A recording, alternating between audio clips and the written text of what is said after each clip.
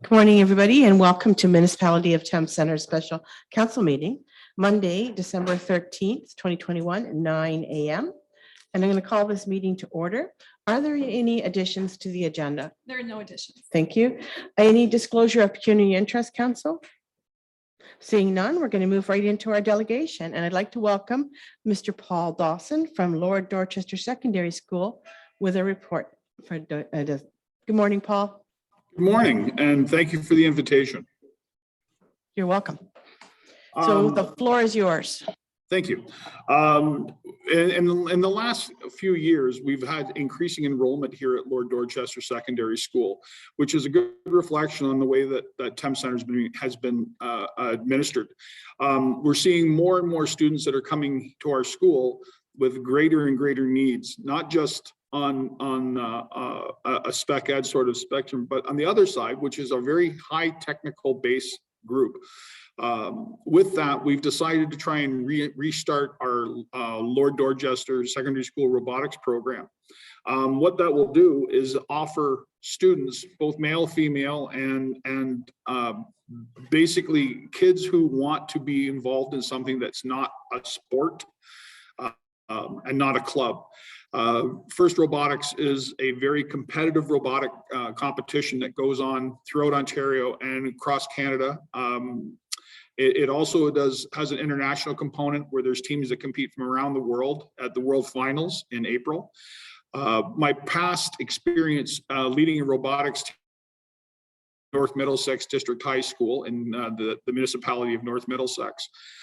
We were able to start a rookie team that went all the way to the World Championships in the first year because we found that the kids that were involved wanted to be involved with coding, wanted to be involved with engineering, wanted to be involved with advanced mathematics, and it was a really good outlet for these students. So what I'm asking for the council to consider is to help financially support us for the 2022 season coming up with a bursary or a grant of $5,000. What that money would be used for is to help reduce barriers for students to participate, so we can keep those kids all across our municipality accessible to this kind of technology. This isn't something that we would ask lightly. This is something that we figure that as a community-based organization, we see ourselves as wanting to sponsor our students to have opportunities that they can see developing here in Thames Center, making them want to stay in Thames Center when they become adults.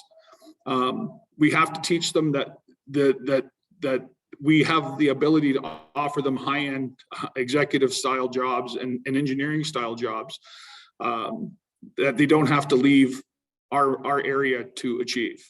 So with that money, it helps reduce the costs for all students. We do have a budget that we're trying to go for of around $15,000 that's being raised from various funds and from various donors. We're hoping that we will be able to top that this year so that we can achieve it, so we can go to our first competition in March. We've booked it for the last weekend of March break, so no kids will be losing time from school. And that way the amount of teachers available to go is also there. But the cost of busing and the cost of hotels, especially during COVID, will be prohibitive. So we want to make sure that those students all have that opportunity to go. If we are successful at our weekend in Barrie, we could qualify for the provincials in Mississauga, which will be an additional cost. So we want to make sure we have the majority of those funds together to float us through that part. And there is a very good chance that we will be able to go to provincials. Do I have any questions? Council, do you have any questions for Mr. Dawson? No, I think, oh, sorry, Kelly, go ahead. Well, I'll just, not necessarily a question, but just a comment. I think what you're doing for these kids is absolutely fantastic, Mr. Dawson. And I just want to congratulate you for launching this and giving students an opportunity, because I think that STEM piece is huge, especially for our rural high schools that generally in the past haven't had these opportunities. So I congratulate you for that. Thank you so much. Just one thing, Council, in that these are the students from because Thames Center covers such a large geographic swath of this area. We get kids from all different socioeconomic groups. You know, the numbers at North Mid were very small. We only had 134 students at that high school, and it was the one that always got mentioned to be closed when the trustees started talking about budgets like that. The last year I was there, I had 40 of the students on the robotics team, and it became an agent of social change in the area. Like, we would help at the long-term care center. We would go in and we were helping do food bank. Like, it was basically like a group of volunteers that we were able to move into different aspects of it. So the kids don't just learn about the robotics, they don't just learn about the engineering, but they learn about community involvement and their social responsibility to the community they're in. And this goes so deep. Now, the best part about this is the first year I did it, I had 9 students involved. Of those 9 students, 8 of them are now professionals in their field. One went on to do chemical engineering at Guelph. Another went on, became a music industry arts grad from Fanshawe College. And I just had a notification from one who just became a licensed HVAC person. So their path to the trades and their path to the STEM style jobs has to start somewhere. And this is a really good starting point. And if you are willing to support this, you will see the benefits of this. Thank you. Any other comments, Council?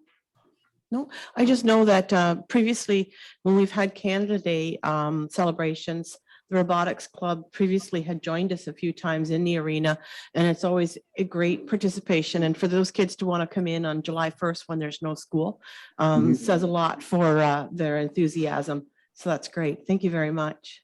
And thank you. And I look forward to a positive response from Council. And I wish you all the very best over the holidays. Thank you. Thank you.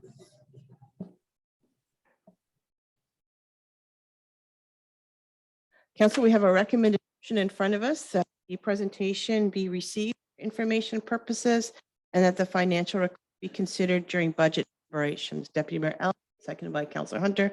All in favor? Thank you. Now we're going to move on to our budget deliberations. And Ms. Grogan, take the floor. It's all yours for the rest of the day. Thank you, Your Worship, and good morning to all of council and staff who are present. Report 017-21 is before you and will guide us through the 2022 budget along with the budget binder documents. We'll start with a high-level review on some general item discussions, and then we'll jump into each department's cost centers, focusing first on that department's operating costs and operating budget, and then hopping into their capital budget.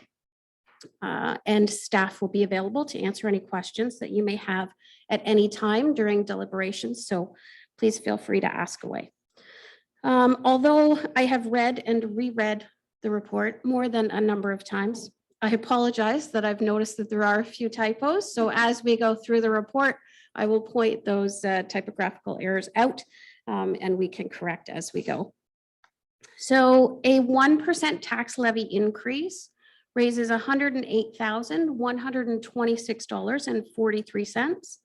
The 2022 draft budget includes a tax levy increase of 2.73%, which translates into $295,000, and an equivalent tax levy of just over 11 million. At the time of writing of the report, we had not yet received the 2022 returned assessment roll from MPAC. We have subsequently received that roll. Through our preliminary review, the 2021 tax year at the end of the year resulted in a 1.52% increase in net assessment growth for 2022. That's equivalent to approximately $49 million of actual assessment related dollar growth. Property counts increased from 6,028 to 6,135. The preliminary impact, given the draft budget that was initially brought forward to council, the resulting tax rate impact translates to just over 0.5%. So there's minimal impact on our actual tax rate from the current proposed levy increase of 2.73%. Of course, the accumulated tax rate increase, including county and school board impacts, will not be known until those tax rates are provided to our office later in 2022. Similarly to 2021, the ministry has once again postponed the 2020 market value assessment update. And as a result, property tax assessments will remain the same as the phased in January 1st, 2016 values, unless a property has experienced a physical change and has received either a supplementary or omitted assessment bill, or there's been a write-off that's been experienced in regards to the assessment on a specific property. MPAC has indicated that the ministry will provide updates in early 22 related to a reassessment to occur in 2023. Typically, those updates occur every 4 years. And of course, those updates can result in a shift of the burden of tax amongst classes. For example, if we recall back to 2016, that assessment update resulted in considerable increases in farm valuations due to market value assessment. It's important to note that an increase in a property's assessment value due to a market value assessment change does not necessarily translate into an increase in taxation. For each property, you must consider the tax burden of the entire tax class relative to other tax classes. Within each class, the assessment behavior of an individual property must be compared to the average assessment change to determine if a property will share a larger tax burden than before the update. So my report identifies the most significant overall changes to the levy at the top of page 2 of the Word document. The first 13 items are specifically identifiable, with all remaining fluctuations totaling approximately $32,000, which translate into less than 1/3 of 1% of the tax levy.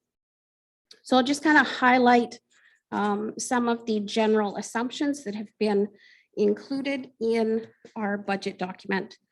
Salaries, wages, and benefit allocations are based on estimated time allocations for each employee for each cost center.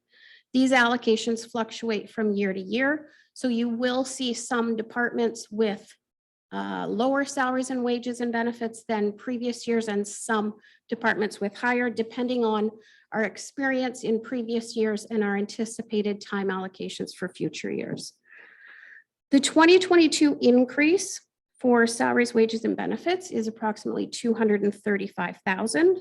And it is the result of anticipated performance appraisal increases, an annual cost of living increase of 1.95%, staff realignment, some specifically identified staffing level changes, as well as adjustments to the summer student grid, which will be presented during regular council this afternoon, as well as changes in any of our benefit rates.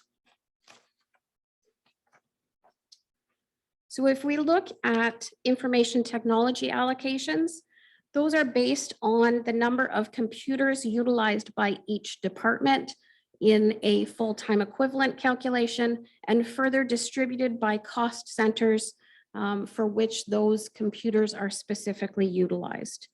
Increases in costs relate to website continuance and improvements, training programs, modernization improvement programs, and some further program transitions in software. CPI has increased certain accounts in 2022 in our effort to keep up with inflation and rising costs. If we specifically look to contributions to our fleet reserve, contributions for water, building, and drainage have been adjusted to the actual annual requirements as per our 10-year fleet replacement analysis. All other departmental contributions to fleet reserve have been increased by 8% in an effort to begin to bridge the gap that's been identified in our asset management plan, specifically related to fleet. The annual requirement that's identified totals approximately $1.2 million. In 2021, we allocated $672,000 to the fleet reserve. And in 2022, we're proposing to increase that to approximately $741,000. When considering the current annual capital replacement estimates, which are between $631,000 and $1.2 million on an annual basis, clearly we need to address that shortfall in fleet reserve over the next 10 years. Staff feel that currently the 8% annual increase will address those concerns while ensuring that that fleet reserve does not fall below a positive balance. Staff will continue to monitor those needs on an annual basis and will bring forward any changes to council in recommendations with each of our budget presentations. If we look at the overall cumulative contributions to reserve that impact the tax levy, those have increased by $138,000, which includes the 1.7% recommended increase as per our asset management plan, which was approved by council on June the 14th of 2021. And then it was also recommended that that 1.7 be adjusted annually by inflation. So we have made that adjustment as well. Insurance premiums are estimated to increase by another 25% in 2022. The report includes a typo in that for 2022, staff are proposing that 50%, not 75% as indicated in the report, of insurance increases be funded from the tax stabilization reserve. This is in an effort to mitigate the impact of these incredible increases on the tax levy. While this recommendation is a continuation of how insurance increases were funded in 2021, if you'll recall, between the time of the printing of the report and the time of budget deliberations, our insurance premiums increased exponentially last year. I believe it was a total of over 40% in all. And part of that increase was recommended and approved to be funded from our tax stabilization reserve. Well, this recommendation, as I said, is a continuation of that 2021 treatment. Staff do not recommend continuation into 2023 of this treatment. The tax stabilization reserve was established to mitigate against emergency and unplanned situations, along with any unanticipated fluctuations in our assessment values and assessment adjustments through MPAC. While staff feel that it's appropriate to utilize some of these reserve funds in 2022, given that staff anticipated that the 40% 2021 increase would have resulted in lower increases in the 2022 year. Unfortunately, those rates have not stabilized. Continued increases appear to be an unfortunate reality for municipalities, And if programs continue with the trends over the past few years, more significant tax levy increases are unfortunately inevitable.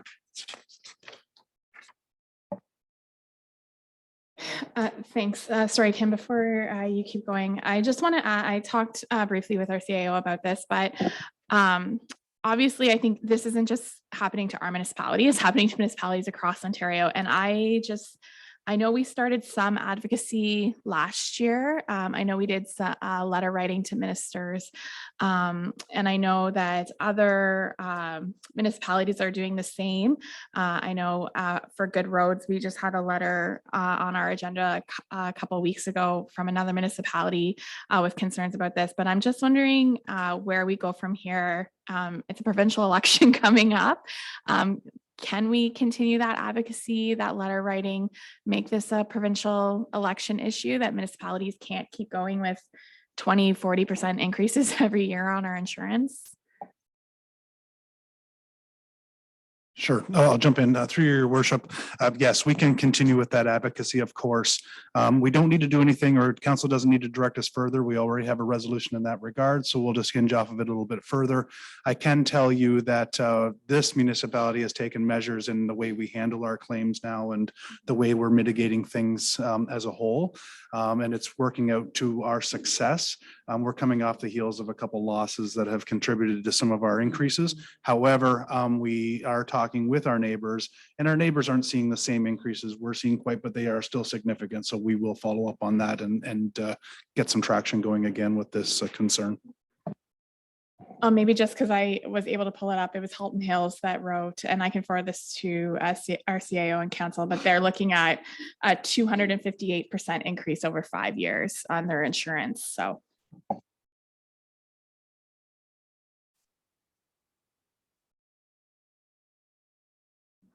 Thank you. So if I continue, hydro and water costs have been increased considering rate notifications, consumption estimates, and 2019 comparisons of consumption, given that throughout the pandemic, we've had different types of rentals and user use experiences. Our modernization projects are continuing and funds are fully allocated. 2021 saw applications for 3 proposed projects for which funding announcements have not yet been provided. Project costs and anticipated 65% funding are included in each cost center details. This includes a proposed Laserfish file retention improvement project, a Questica budget reporting improvement project, as well as a shared municipal service delivery review, including the impact that significant growth activity will have on future staffing levels, facility capacities, as well as fleet requirements. And that is a joint application with Middlesex Centre and Strathroy Caradoc, and that project has been identified in our development charges background study. Staff anticipate that the Safe Restart COVID resiliency funds received in 2020 and 2021 will be fully allocated by year end. So I'm not sure if council has any questions on any other questions on those kind of general overview items before we hop into departments and cost centers. Okay, great. Okay, so our word report identifies the most significant changes in each cost center's line items, with exceptions of the general assumptions and items that we have just discussed. The binder includes the budget for each cost center, and as we work through each department, staff will be available to address any questions you may have. So first, we're going to look at general government, which can be found in your binder under tab number 2. This department includes council, CAO and clerk, financial services, treasury, GIS and asset management, as well as information technology. The clerk, the CAO and myself are available to answer questions as we move through these departments and cost centers. So we have the council cost center that we'll be addressing first. It's experienced an increase of approximately $8,200, equivalent to 3.4%. I have highlighted in the report the one-time costs, which you can find throughout the report that are bolded. And we've highlighted other items of interest with increases or decreases from 2021. Are there any questions on any of the items that have been identified in that council section of the budget?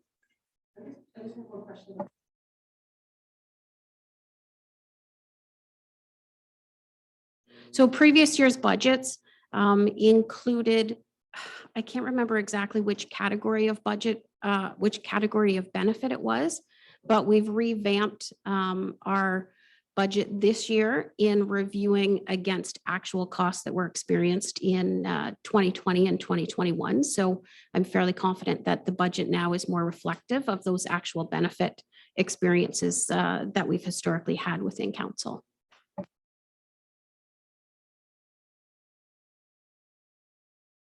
If there's not any other questions, we'll move through to the CAO and Clerk's Cost Center.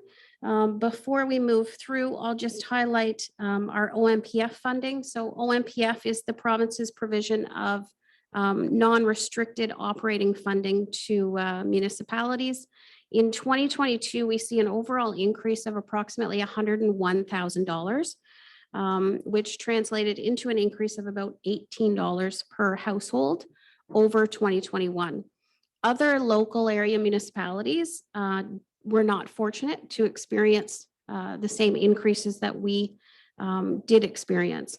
Our increase points to the farm area measure calculation, which is the percentage of municipal land area comprised of farmland. When we look historically at our OMPF funding, the percentage in 2020 for funding was 81%. That farm area measure percentage in 2021 fell to 78.5%. And then we see it increasing back to 81.9% for our 2022 funding. My understanding is that the farm area measure is based on MPAC's classification of farmland. And if I look back to 2020, we experienced a large number of write-offs that were related to properties who historically had been included in that farm tax class. So in 2019, they were included in the farm tax class. By the end of the year in 19, they fell out of that farm tax class and were transitioned into residential. With that shift from farm to residential, the result was that these property owners then in 2020 reapplied for consideration under the farm tax incentive program and were returned to the farm tax class. There's really no other explanation why our farm area measure changes that much from year to year. And when I look at 2020, we did experience considerably higher write-offs than historically experienced, specifically because of those property transitions. So I think that's why the rationale behind why our 2022 allocation of OMPF has returned to levels that we anticipated in previous years, other than what we had experienced in 2021. So I'm not sure if there's any other questions or comments on any of the items in the CAO and clerks section. There are a couple of items that are required to be deliberated on, including the delegation from this morning in regards to the robotics program, as well as the delegation of the St. Mary's Healthcare Foundation from October the 25th, which was requesting an amount of $33,000. The impact of adding this request into the 2022 budget would equal a 0.31% tax levy increase. Go ahead, Deputy Mayor Elliott. All right, through you. So I have a couple, it's related to those two. So the request from St. Mary's Hospital. I So first off, I want to say I think we're very fortunate in Thames Center, particularly in the north part of the municipality, to have St. Mary's Memorial Hospital available for healthcare. I think when you look at the numbers that they gave us with the number of visits, probably half of those are me and my kids because we use St. Mary's Hospital a lot. They're phenomenal.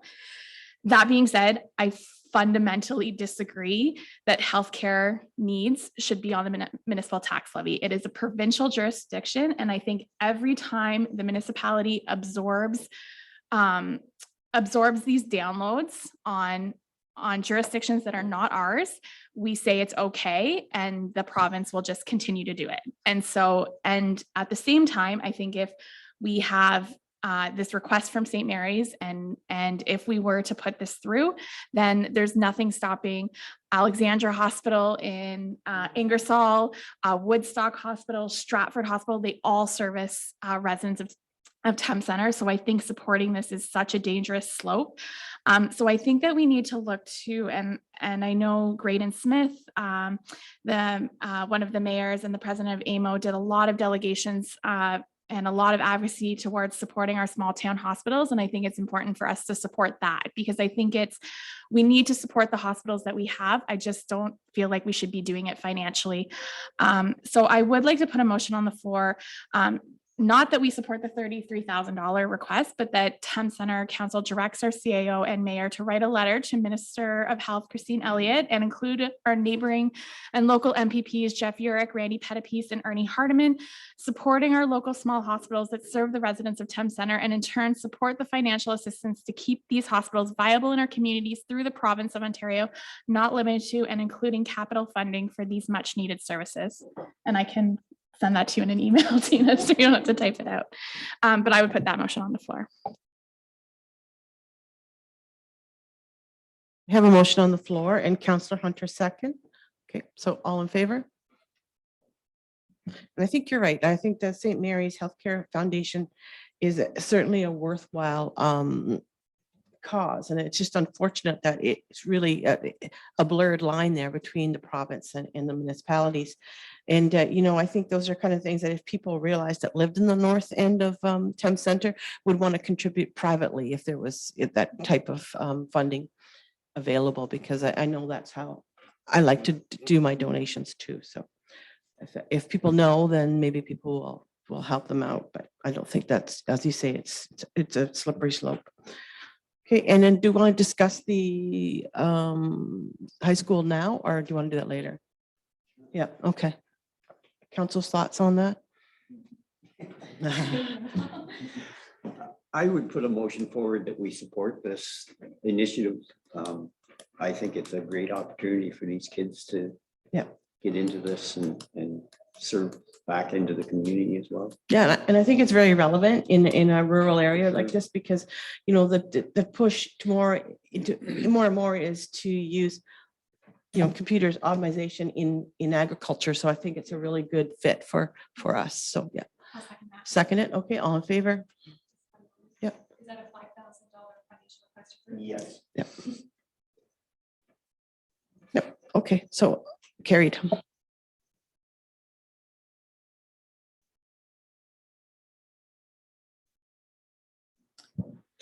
Thank you. Through the magic of technology, our tax levy increase with that $5,000 adjustment has changed from 2.73% to 2.78%, just to keep council aware of where we're sitting as we continue through deliberations.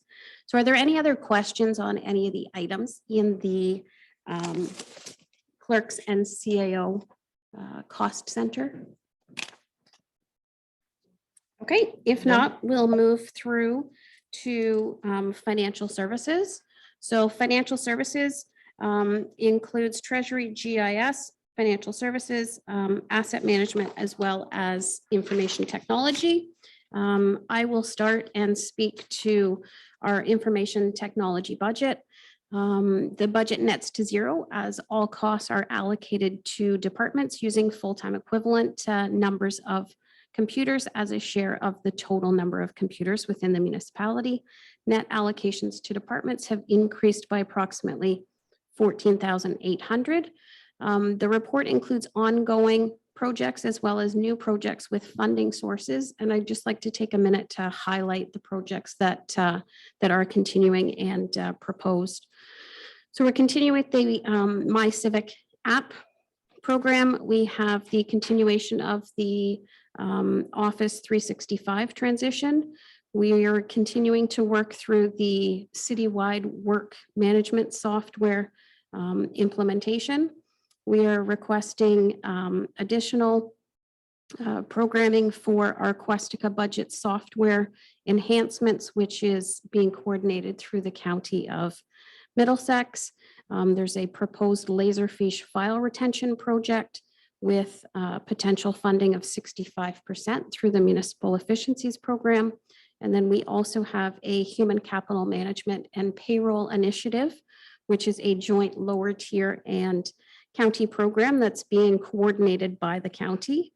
We have upgrades to our website to ensure continued support over the next few years, as well as the proposed municipal service delivery review that I mentioned earlier, which includes the impact that growth activities will have on our future staffing levels, facility capacities, and fleet requirements. And again, this is a joint initiative between Middlesex Center, Strathroy Caradoc, and Thames Center. So are there any questions in regards to that IT budget? If not, we'll move through to Treasury. So Treasury is experiencing an increase of approximately $20,000 in budgeted net revenues.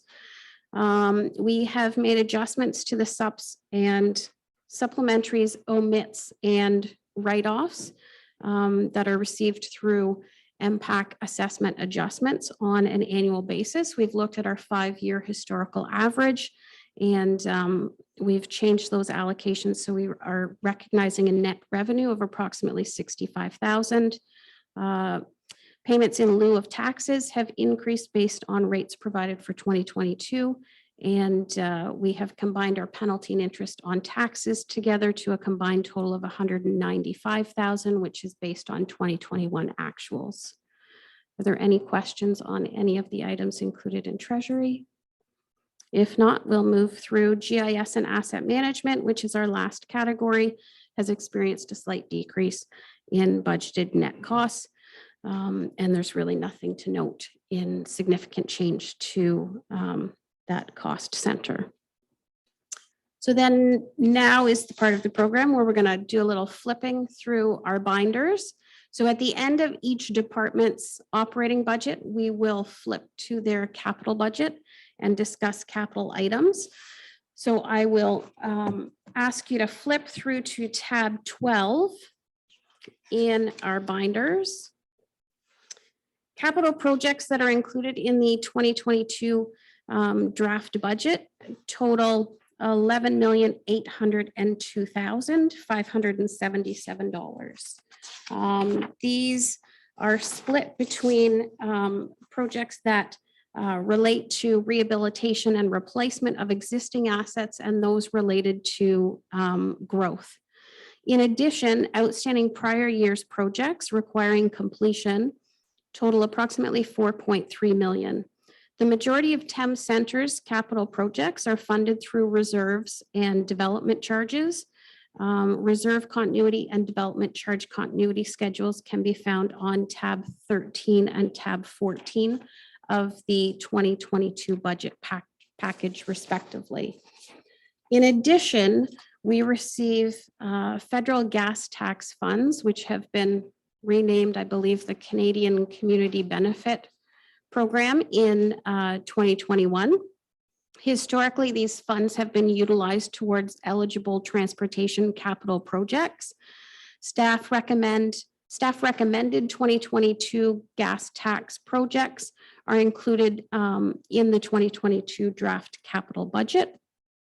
In addition, we receive OCIF formula funding, which is a predictable and stable funding source for capital projects. As of the writing of the report, we had not received our OCIF announcement. We did receive our OCIF announcement late last week. That notice indicated 2022 funding in the amount of $954,000 $326. Staff are recommending that we keep the funding as per our draft budget. We did anticipate that our funding would double in 2022 because that announcement was made earlier by the province. So we're very fortunate. The budget is utilizing approximately $1 million of those funds. So we're pulling into a bit of the funds that we have banked at the end of 2021 and then utilizing that full amount of funding received for 2022 towards recommended storm projects for our 2022 capital year. So if I'll just kind of review the tab with everyone. So the tab includes the accumulated capital budget, which includes our 2022 and prior year projects that are not yet completed. We then have a blue behind the blue section. We have our recommended 2022 capital projects with proposed funding sources. And I just want to remind council that we're currently undergoing a development charges background study update. Once that update and development charges bylaw is passed by council, there will be implications on our budget, our funding allocations that are included in the budget. So I will make sure that I bring a report forward to council with those final allocations based on, as I said, the timing of the adoption of that new budget update. So that's the blue tab. Behind the green tab are the prior year projects that have been approved by council but not yet completed. Behind the pink page in tab 12 is the rationale for our 2022 projects, which is where I recommend we kind of sit for discussions as we move through each department's capital budget. And then we also have a yellow section that is our general fleet overview. So that summarizes our current fleet and the odometer readings and kind of plans of actions for each of those pieces of equipment within that fleet department. So if we hop to behind the pink tab under rationale for 2022 capital, the only general government capital item relates to our information technology projects.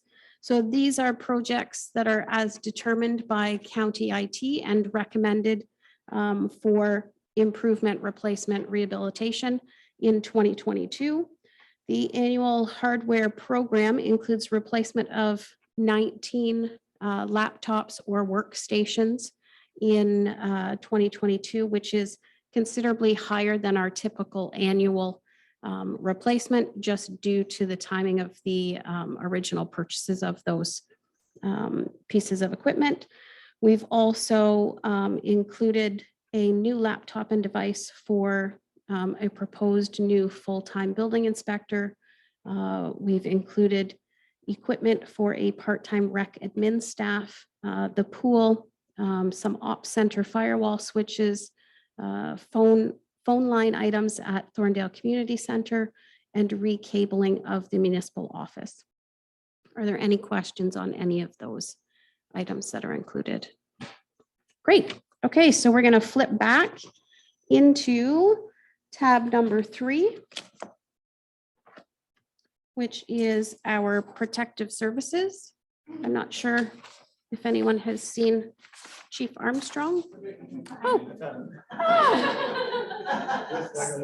oh, see, he's very quiet. Perfect. So I will ask the fire chief to join me to answer any questions that council may have in regards to fire budgets.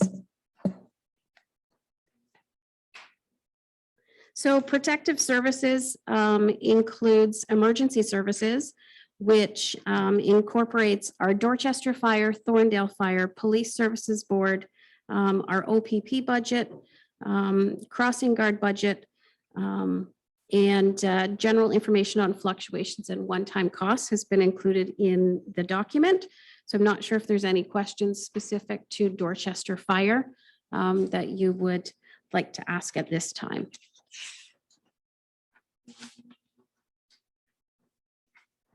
Deputy Mayor Elliott? Not so much a question, more of a comment. So just looking at the revenues, our contributions from the province have decreased significantly. And one issue that we continue to raise with the Ministry of Transportation is the cost of canceled calls en route, providing services to the 401 for the province. I did get some information prior to today's meeting from our fire chief, which I thank you for. In 2020, canceled calls en route cost us just in wages alone, $10,950.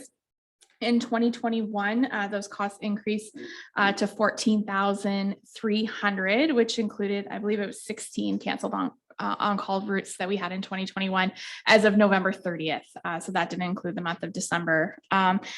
I think this is something that we need to continue, and I've had conversations with our CIO. I also had conversations last week with the fire chief in Southwold Township, who this remains an issue for them, and he was very encouraged. We are taking on this issue and would support us on this. I strongly believe that we need to go back to the MTO and to the table when we're providing services and it is costing our taxpayers when it should be costing the province of Ontario. They need to come to the table with the funds for this. And so I know our CIO is working on things, but I would just think that we need to go back with a delegation at the Good Roads Conference in February to discuss this issue again. And I think that would be our fourth time doing that presentation. And I guess, you just have to keep plugging away and keep encouraging other people that have provincial highways that certainly, I've said it before, those provincial highways are cursing and like they're curse and a blessing at the same time. There are things that go with them. So I agree that we would have to go back and do that presentation again. Your worship, if I may, Paul, go ahead. just to reiterate on that same subject, maybe make sure that we still include the Ontario Association of Fire Chiefs along with that is another avenue to pursue as well. Maybe some help from them as well. Yes, thank you for your comments, and through your worship. The 3 times that we have met with the ministry in this regard, on the 3rd occasion, they got back to us and they suggested that we bring the Ontario chiefs to the table, which this municipality did in the first time that we had met with that individual in that role. I can tell you that we have reached out, or we have begun the process of reaching out to 56 separate municipalities that are affected along the 401 corridor, and we are going to include some of our neighboring partners that are affected slightly on the 402 as that, lack of a better term, can of worms starts to open up a little bit more. So we're compiling those points of contact as we speak. And we know through history, talking to people about this happens already in Northern Ontario. Like this is not something new. Northern Ontario already gets this. And I think when you're getting other things that equate rural areas with Northern Ontario, this would be another place that would be equitable, I think. Great, thank you. So if there's no questions on Dorchester Fire, we'll move through to Thorndale Fire, which has experienced a slight increase in budgeted net costs. And we'd be happy to answer any questions if council has questions on Thorndale items or overall budget at this point. Okay, if not, then we're going to hop back into tab 12 to capital. And again, we're going to go behind the pink 2022 capital detail tab. There are, I believe, 2 capital items related to fire, and I will let our fire chief walk through the rationale for those projects.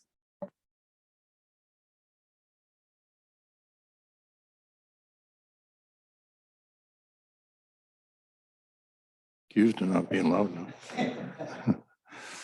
So we just have 3 bunker gear in Thorndale. So I would say we're getting caught up on that, which is a good thing. The second capital project is, I find this exciting. If you can get excited about test equipment, it's called a port account. And history, we went into a shared services or shared agreement on purchasing 2008 with Middlesex Center to purchase a device for fit testing SCBA. That device, I think, has seen its day for sure. They have a new device now, port account, and it will test SCBA face piece, but it also does the N95, which is perfect timing in today's world. There's some adapters, etc. So, and along with that project, is included almost $6,300 for a 5-year warranty and recertification. These instruments have to be certified every year. And it's like, I believe it's $1,300 just to recertify it. So, and we are behind in our fit testing, obviously, because of COVID. I've talked to Middlesex Center, I've talked to North Middlesex, and actually our neighbors, Zora, they all have the port account and are very, very pleased with it. So, and to my knowledge, that's the only instrument that will do both SCBA and the N95. So I'm excited about that And I one. see that the certification can be done locally, so that's great. Yes, and we used to have to send to Alabama. And especially through COVID, I didn't send it because I didn't know if we'd ever get it back. Not that I really wanted it, but Well, good. Cambridge is a little bit more palatable Exactly. than Alabama. So are there any other questions on any of those capital items? If not, we will hop back into tab 3 and thank our fire chief for his attendance. Appreciate it. I'll make more noise next time I can. Actually, I didn't know if I was going to be here. You did mind me see. Done this morning. I saw that. Uh-oh. Please come by. Thank you. Have a good day. Great, thank you. So our next cost center is the Police Services Board, which basically has remained status quo for 2022. Are there any questions in regards to that Police Services Board budget? Maybe just highlight one question, and I already asked our CAO, but maybe for clarification on it. So when I read the budget, I had read regarding ride programs, it looked like we were decreasing the number of ride programs by 50% in our municipality, which was a little concerning to me. And so I would just ask for your clarification on that. I'm going to actually defer to the clerk because she attends our police services board meeting, has more information than I even have on this. Thanks, Tina. Yes, due to COVID, I don't think there has been as many ride checks just because of the officers and masks and such, but I do know that there was one not too long ago, probably about 2 months ago now. But I think they will increase as we continue. So. Great, thank you. So if we move through to the OPP budget, we are experiencing a slight decrease in projected net costs of approximately $3,000.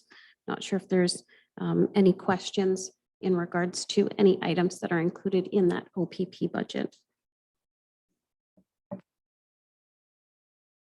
Okay, if not, we will move through to Crossing Guard.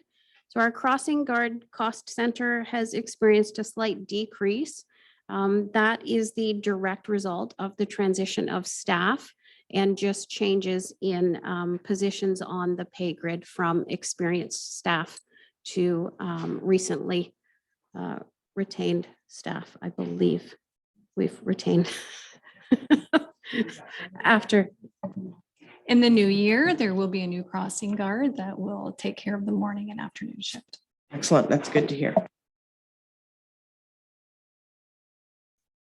Great, so if there's no questions, we'll move to the Conservation Authority Cost Center. This cost center has been updated for the estimated draft increase notices that were received from our contacts at both conservation authorities. Since those budgets are not finalized, there's been a bit of a threshold included there just to make sure that we can cover off any additional costs if it results after they've actually passed their budgets for 2022. Are there any questions on Conservation Authority? If not, we'll move through to bylaw enforcement. So bylaw enforcement includes not only bylaw enforcement, but it also includes our source water protection cost center as well as animal control. So this section of the budget includes comments related to bylaw enforcement, as I said, our source water protection, animal control costs. Just as a reminder to council that a report that was presented, I believe in November of 2021, saw a shift in how we were funding those services. So there is a bit of an increase in budgeted net costs related to animal control services as a result of that change. Are there any questions on any of those cost centers? If not, we'll move through to building inspection. So Section 7 of the Ontario Building Code Act gives municipalities the authority to prescribe fees for building permits. Municipal building departments are mandated to operate on a cost recovery basis, and as a result, no monies raised from the tax levy are utilized to fund the department. Fees are being increased as per the BMA building fees study that was completed and reported to council in September of 2021. Total budgeted costs have increased by approximately $91,000 over 2021 as the result of the proposed addition of a full-time building inspector.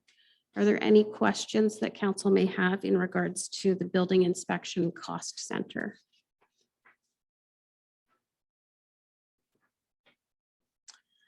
If not, that concludes the protection to persons and properties section of the budget, and there's no other capital items other than those discussed for fire. So we will move through to transportation services.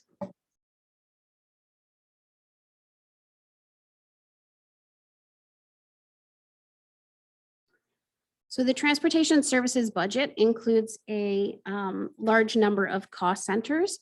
Net departmental costs have increased by approximately 98,000, which is equivalent to a 2.5% levy increase. If we want to start with general admin and overhead, that increase for that cost center is approximately 42,000 in budgeted net costs. Are there any questions that council has on the general admin and overhead cost center within transportation? If not, we'll move through to hard surface. So the hard surface maintenance cost center is proposing an increase of $50,000 given the anticipated increase in costs of hard surface materials, unfortunately. And just as a reminder to council, our hard surface maintenance budget is funded through our reserve on an annual basis. So that increase is offset by an increase in contribution from reserve. And I still think it's cheaper to run hard services than it is gravel roads, right? Like Yes. gravel road need way more attention. To back that up, in the last 3 years, we've increased our hard surface roads by about 30 kilometers. So increased roads, increased cost. Yeah. So if we move through to loose surface maintenance, we're seeing a decrease in budgeted net costs in this department as a direct result of an increase in what we anticipate to be the aggregate resource royalty funds that we receive on an annual basis based on a calculation of the 5-year average of receipts that we've experienced in the past. Are there any questions in regards to loose surface maintenance? Just going back to that, the aggregate resources, those go into a separate account and as a reserve, or how does that work? Yes, correct. So those funds are utilized to offset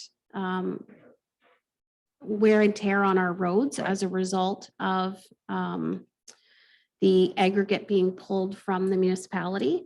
And the net value is actually transferred into reserve on an annual basis for those future improvements and rehabilitations. And I think you gave us the amount we had at council once before. Do you? I did. If you'll just give me 1 second. Yes, sorry. Yeah, no problem.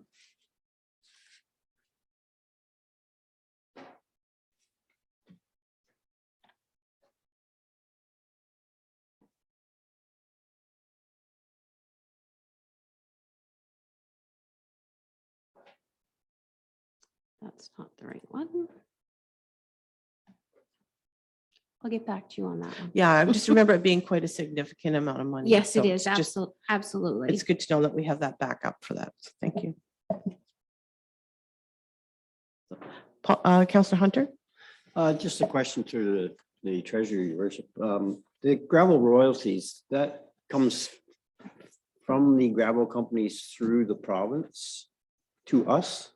I believe that the gravel companies pay a fee to the province, and then, yes, a percentage of that comes back to the municipalities. It's certainly not the full amount of what's being paid by the producers and extractors, but yes. So we wouldn't have a number of producers in the municipality that contribute to this, and we don't know that the exact number of. That's correct. And when the funding actually comes through from the province, there's very limited information that's provided to us.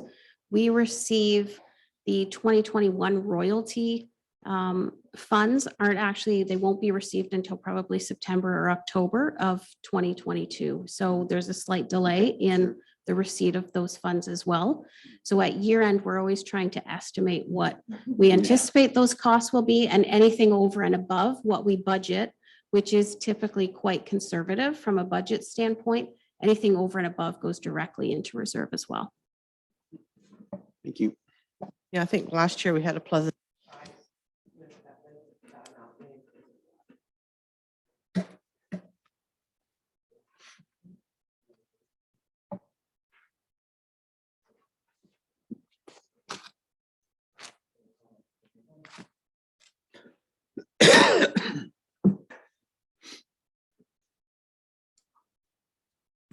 Sorry, I'm just trying to find that number. I think, was it $275,000? That's the budget line in, correct. If I look at 2020's value that was received, 2019's that was received in 2020, we actually received $423,000. In 2021, I believe we received somewhere upwards of around 370,000.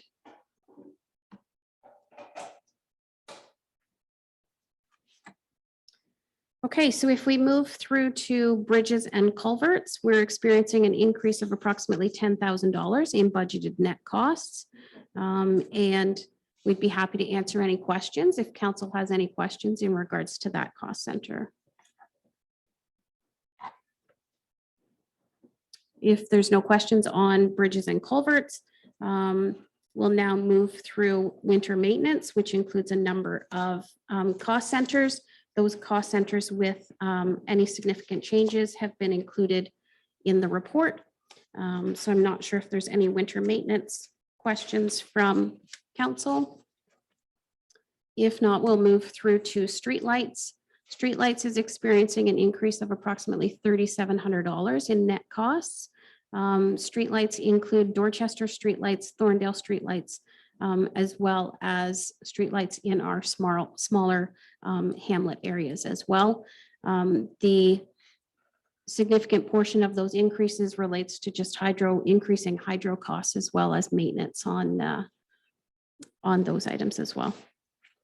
If there's no questions on that, we'll move through to sidewalks, where we're experiencing an increase of approximately $17,000 in budgeted net costs.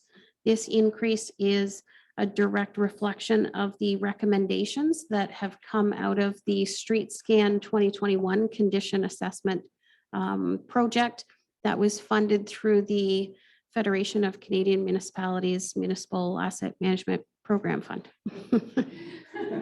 Yes. It's a mouthful. If there's any questions on sidewalks, if there are no questions, we'll move through to ditch and ditch maintenance. There was no significant changes in any of these items, which includes the municipal drain maintenance roads portion, ditch maintenance, ditch tile maintenance, as well as catch basin cleaning. So then if we look at our road safety maintenance budget, we are experiencing an increase of approximately $7,000 in budgeted net costs. That is the direct result of the inclusion of a one-time project of $7,000 to acquire 2 additional pole-mounted speed radar signs.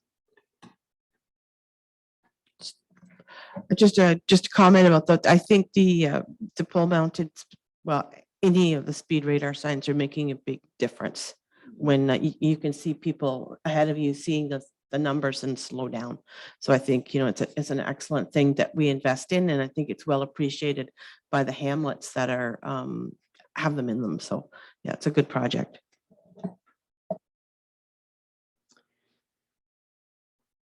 Thank you. So then if we move through roadside maintenance, there were no changes in that budget for that cost center. Shop supplies and maintenance, we're seeing a slight increase of $2,000 to reflect anticipated needs. We also have work for others, which includes work for others as well as work for landfill. Our final cost center for transportation relates to minor road reconstruction. Again, the minor road reconstruction costs are funded from reserve on an annual basis, and there was no change in budgeted net costs for 2022. So if there's no further questions on the transportation operating budgets, we will flip back into tab number 12. Back behind the pink 2022 capital details tab. And proposed transportation capital projects begin on page number 2. And I will let Director Craven walk through the rationale for those projects. Thank you. First one is transportation is a Porter subdivision water main replacement. This is a water main replacement project that brings in all storm water and roads department into it. The roads are in, let's say, end of life condition. This is the time to do it when we're replacing the water main. The second one is Hamilton Road, Oakwood Drive sanitary trunk sewer installation. Again, the road component of that project there. Again, the road's gonna be reconstructed, and it's gonna be resurfacing when we replace include the wastewater and replace upgrade the storm water components as well. The last one is a North Street resurfacing. North Street is at end of life. Currently, it's tar and chip. It's in, again, bad condition. This is just a resurfacing job, knowing that it will be upgraded down the road, but this is just an upgrade just to get it to that down the road stage. Have any other? Oh, sorry, got one more. Lots more. Keep turning the page. Just kidding. Okay, next one, Oakwood Place reconstruction. Again, in combination with the Oakwood Drive, Hamilton Road sanitary trunk sewer, Oakwood Place was deemed to be included in that. Back 35 years ago, Oakwood Drive was upgraded to urban design. That means upgrade from tar and chip road to curb, gutter, sidewalks. In that 1990s project, Oakwood Place was not included, just for likely financial reasons. That was one of the main reasons why it's basically our policy, or what we like to do is anytime that a road can be upgraded, we'd like to include it with urban design, a full urban design. We don't want to miss Oakwood Place this go around here. That's why this Oakwood Place road recon is curb gutter to upgrade it to like for like to Oakwood Drive. Next one, Byron Ave resurfacing project. Everybody probably knows about our Oakwood Drive. The road cuts have been in there for the infilling projects. We have one more infilling road cut that will be happening on the west end of Byron Ave. Once that's completed, the entire stretch of Byron Ave will be shaved and paved, as they call it. So we'll mill it and then resurface it. That's what that project's for. Again, waiting for the last road cut to be completed. Like presently, the road, the traffic calming method for Byron Ave. Yes. When we research, do we have any traffic calming? Is it in the budget for that particular road? There currently is a sign up there right now. There's a radar sign at the west end of Byron Ave. We'll look into line painting, whatnot, that as far as traffic calming and whatnot too, but as you say, we're not going to implement road cuts as a traffic calming measure, but as you're absolutely right, it definitely slows traffic down. We'll be looking into that. Again, we'll re-examine that because there'll be left-hand turn lanes, etc. When everything's said and done. So yeah, line painting hopefully will address the traffic calming in a way. Next one, Park Lane and Countryside Lane resurface and sidewalk repairs. During the street scan assessment, these were identified as needs. So it'll be those two roads there will be looked at, resurfaced and sidewalks, sidewalk panels replaced as needed. The next one, Heritage Road, Thompson Drive, and Purple Hills gravel upgrade. These three roads were identified as needing upgrades for gravel. We'll be looking at them in the future for possibly candidates as for a township program. But as it stands right now, they need to be upgraded and we'll look at them later. Next one, Fairview Road Bridge, number 26.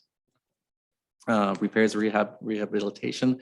This was identified in the bridge assessment. This is Fairview Road Bridge is actually the Fairview Road Bridge, a second one closest to Elginfield Road. It'll be the deck resurfaced, safety measures included. Again, it was identified in that study there. And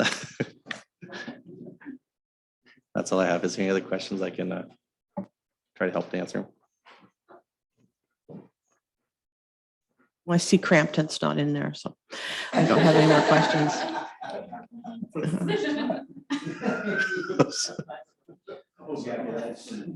I will say that, seeing we're speaking about projects, I think the Gladstone invest in the township on that road is dramatically improved. So it was a good job and well done. Thank you.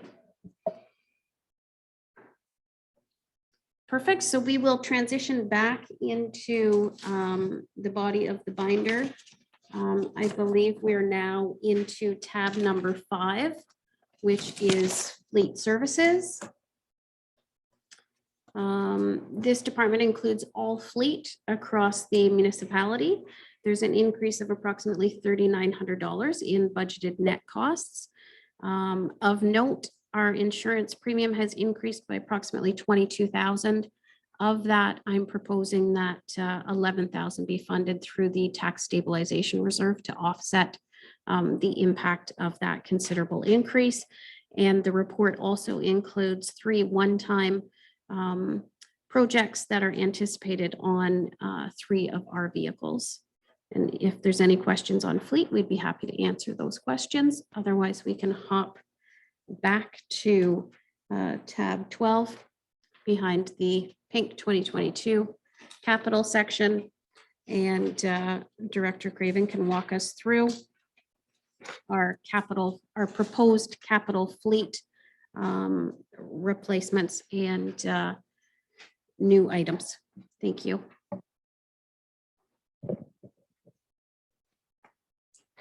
Thank you, Kim. The first item in the fleet is a replacement of the 963 cat loader, which is at the landfill. It's a crawler loader. It just had catastrophic repairs needed. It is anyway, it was due to replaced here in another couple of years. It's decided that it wants to be replaced next year. We spoke with a couple dealers, and we have a couple dealers on the queue doing a hunt for the like vehicle or piece of equipment. It is a crawler with a bucket attachment. It's used at the landfill primarily to put cover onto the garbage cell. We have another piece of equipment that packs the garbage down, but its sole use is landfill. What do you call it? The cover placement. Second fleet equipment is in the roads department. It's a bidirectional tractor, and that's used for road sweeping, hard surface, shoulder maintenance, just a number of things. it's a invaluable piece of equipment. Roadside grass cuttings and everything it does too. It's used, year round. It's invaluable. It is at end of life. It's the repair list is increasing on it too. We'd like to replace it with another like for like bi-directional piece of equipment. That's that one there. Last one is the John Deere tractor backhoe, unit number 71. It again is used in the roads department. It is nearing end of life. As it is, its sole purpose right now is for ditching and whatnot at in the roads. We would like to repurpose that and to the landfill. The landfill here. That backhoe there was purchased probably about 4 years ago as a used backhoe. This just needs to be, it's at closing to end of life too. This would replace that. It would be an ideal piece of equipment for that. It has a few more attachments than the landfill backhoe does right now, like a clam bucket on the front. So it's not in a eerie state of repair. It'd be perfect candidate for the landfill site. Last fleet, the half-ton pickup for the recreation department. It'd be fully DC. It's just an additional piece of equipment. It's not to replace anything. It's 100% DC growth. Next fleet rather is a water tank for unit number 88. Unit number 88 is a new truck that was just brought to the fleet. Again, used in the roads department. The current water tank is not a good tank. It's at end of life. This is just a new tank that would go on that for bridge washing and constructive maintenance and road reconstruction and bridge maintenance. The next fleet is unit number 8, a front and rear salter unit. This is the truck that was purchased this year in the Parks and Rec department. They're putting a salter on the back and a blade on the front to plow snow in the different facilities up north, in Thorndale and in Dorchester here. That's what that item was for. It's the end of the fleet. Any questions? I'd be happy to answer them. The water tank, Jared, is it like the PVC type material or is it aluminum? It'd be aluminum or steel. Councillor Hunter? Through you, your worship, to go back to the bi-directional, it comes with a number of attachments that go on. Are you looking to replace those attachments as well, or just the tractor itself? That price there includes the attachments on the bi-directional. Speaking with the road superintendent, asking if we could repurpose the existing, which are great attachments, and he said they are at end of life as well. They have welding patch jobs on them, etc. That they won't be used for the next new piece. So this next new piece includes attachments to match what we have now. Yeah, thank you.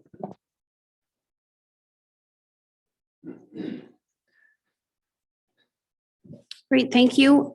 Just as a reminder, there is that yellow tab within yellow section within tab 12. That is the fleet overview. If council has any questions in regards to any of those current fleet items or comments notes that are included in regards to those fleet items, we'd be happy to address those as well. Otherwise, we'll hop back. We're going to go back to the body of the binder into tab number 6, which is environmental services. So this department includes environmental service administration, solid waste collection, solid waste recycling, solid waste disposal, stormwater, and general information on fluctuations has been included. If we look at stormwater, this cost center operates at full cost recovery and is funded through our stormwater rates. Net operating revenues are transferred to reserve at the end of each year end, and total budgeted costs have increased by approximately $7,000. Of note, we've included a proposed one-time study for stormwater rate review to review those rates and the current infrastructure within the municipality. Are there any questions or comments on stormwater cost center? If not, we'll move through to solid waste collection. So this, if we look at the solid waste collection, the recycling and the disposal together overall, you'll notice that there's been some shifts in cost allocations to better reflect our actual experiences.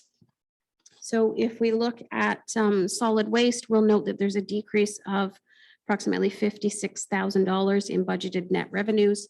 The majority of that is the result of a change in allocations between collections and recycling. Are there any questions in regards to that solid waste collection cost center? We'll move then through to solid waste disposal, which is our landfill. And I'll just highlight that there's 2 proposed one-time projects. We're including $65,000 for fencing, site work, and an ECA for a proposed Thorndale recycling transfer station, as well as $25,000 for a construction woodpile cleanup that typically occurs every 3 years. If there's any questions or comments on any of those items, we'd be happy to answer them. Deputy Mayor Elliott? Yeah, not a question, just a comment. I did post on social media the $65,000 cost for that project, just to get feedback from the residents of Thorndale as to if they would use this facility, and overwhelmingly they support having this facility. I think if you look at the travel to Crampton from the north end of the municipality, like you're looking at anywhere from a 25 to a 45-minute drive, depending on where you are to get to the landfill. So having something there is a lot more convenient. And as a lot of them said, they're more likely to recycle it versus just disposing of it. So I think this is a great project. Yep, and I would say that the shorter distance you have to drive to dispose of things, the less chance of having litter and garbage along the roads there is. I know that we all know that we're supposed to tarp our loads, but that doesn't always happen. So I think that's a wise idea. Great, thank you. So we'll move through to solid waste diversion, which is our recycling. And we will see a decrease of approximately $36,000 in budgeted net costs. Again, most significantly due to that shift in allocations. Not sure if there's any questions in regards to our recycling program for 2022. If not, I'll just make a comment on the Environmental Services Administration. So Environmental Services Admin is split 70% to water and 30% to wastewater budgets through an interdepartmental transfer. Total costs allocated in 2022 are approximately 1.6% lower than 2021 due to an increase in allocation to capital fleet reserve to actual required levels, given the full cost recovery of water and wastewater departments. Elliott? Yes, so sorry to go back to the solid waste diversion and recycling. I know I asked you, Jared, but I'll ask you for the public. We removed the composter program costs, and that was a program that we offered in 2021 for residents to pick up composters, and just the reason why it's removed. Thank you, through your worship. This is the second, probably about, I think 3 years ago, we had a composter program. It was just a pilot. I believe we had 25 composters. They sold like hotcakes. We budgeted and did it again this year. I believe we had 50 composters, and we still have composters left that weren't sold. We just don't have didn't have the interest that we did other years. We'll look at it again in 2023. But as it stands right now, that's why it wasn't done in 2022. Might make long service awards to people, composters. But we're watching it closely though. Excellent. So now we will hop back into tab 12. Again, behind the 2022 rationale section. We are at the top of page 8, and there are 4 environmental services capital projects that are proposed, and I will let Director Craven walk through the rationale for those projects. Thank you. The first one is the landfill pond sediment removal. That was identified in a condition assessment for stormwater management ponds. It's just there's sediment built up in the bottom there, and it was the recommendation just to remove that sediment in order to allow the pond work perform more efficient. The second storm sewer, again, we'll talk about that. We mentioned that earlier there for the Hamilton Road, Oakwood Drive sanitary trunk. At the same time, those are being installed. There'll be components of the storm sewer that need to be placed or will be looked at. It'll be, it's just part of that overall project there. That'll be in combination with it. Oakwood Place reconstruction. Currently, Oakwood Place has just ditches and whatnot. So it'll be an actual, in conjunction with the curb and gutter. It'll be a storm system, again, to bring it up to full urban cross section. This like for Oakwood Drive. Porter subdivision water main replacement phase 1. Same thing as Oakwood Place. The storm sewer system in Porter subdivision is at end of life, and numerous repairs, previous lawsuits for water issues and whatnot too, that'll be installed there and brought up to speed. It's a 50, 70-year-old system that needs to be replaced. And wastewater, Hamilton, sorry, I jumped. You're stopping too early or going on too Seems much? I can't win. I just want to recognize that Councillor Heeman has joined us, and welcome.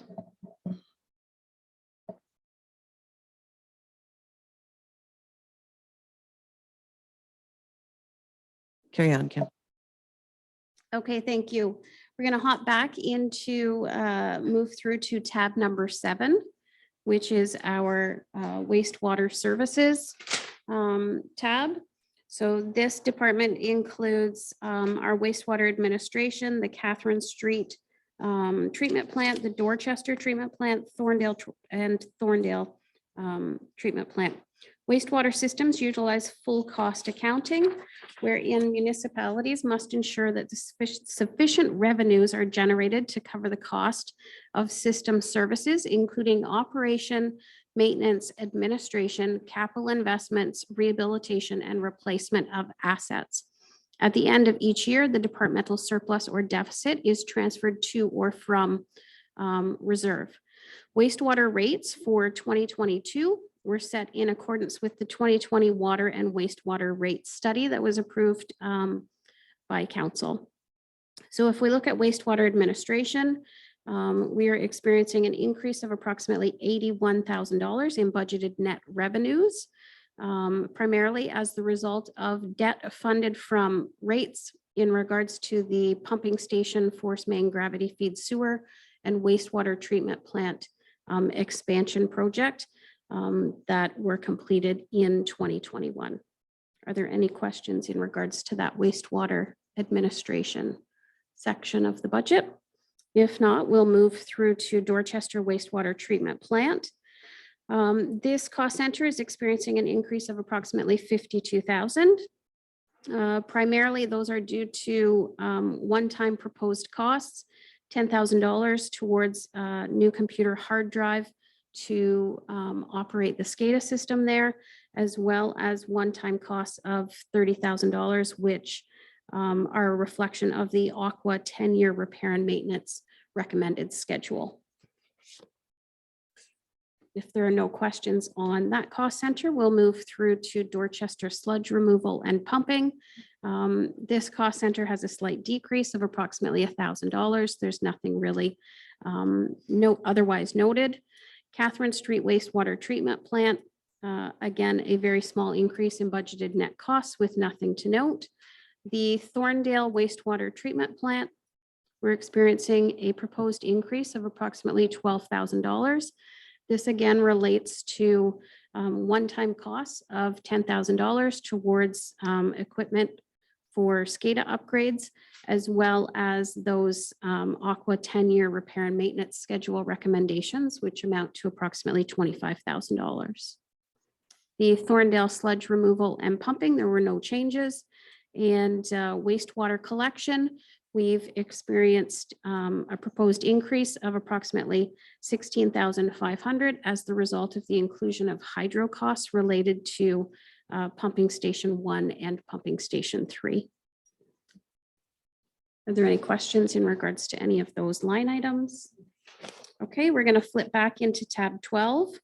Again, under the rationale section, we are now on to page number 9, which is where our wastewater proposed capital projects start. Thank you. Thank you. First one, the wastewater component of the Hamilton Road, Oakwood Drive Sanitary Trunk Sewer.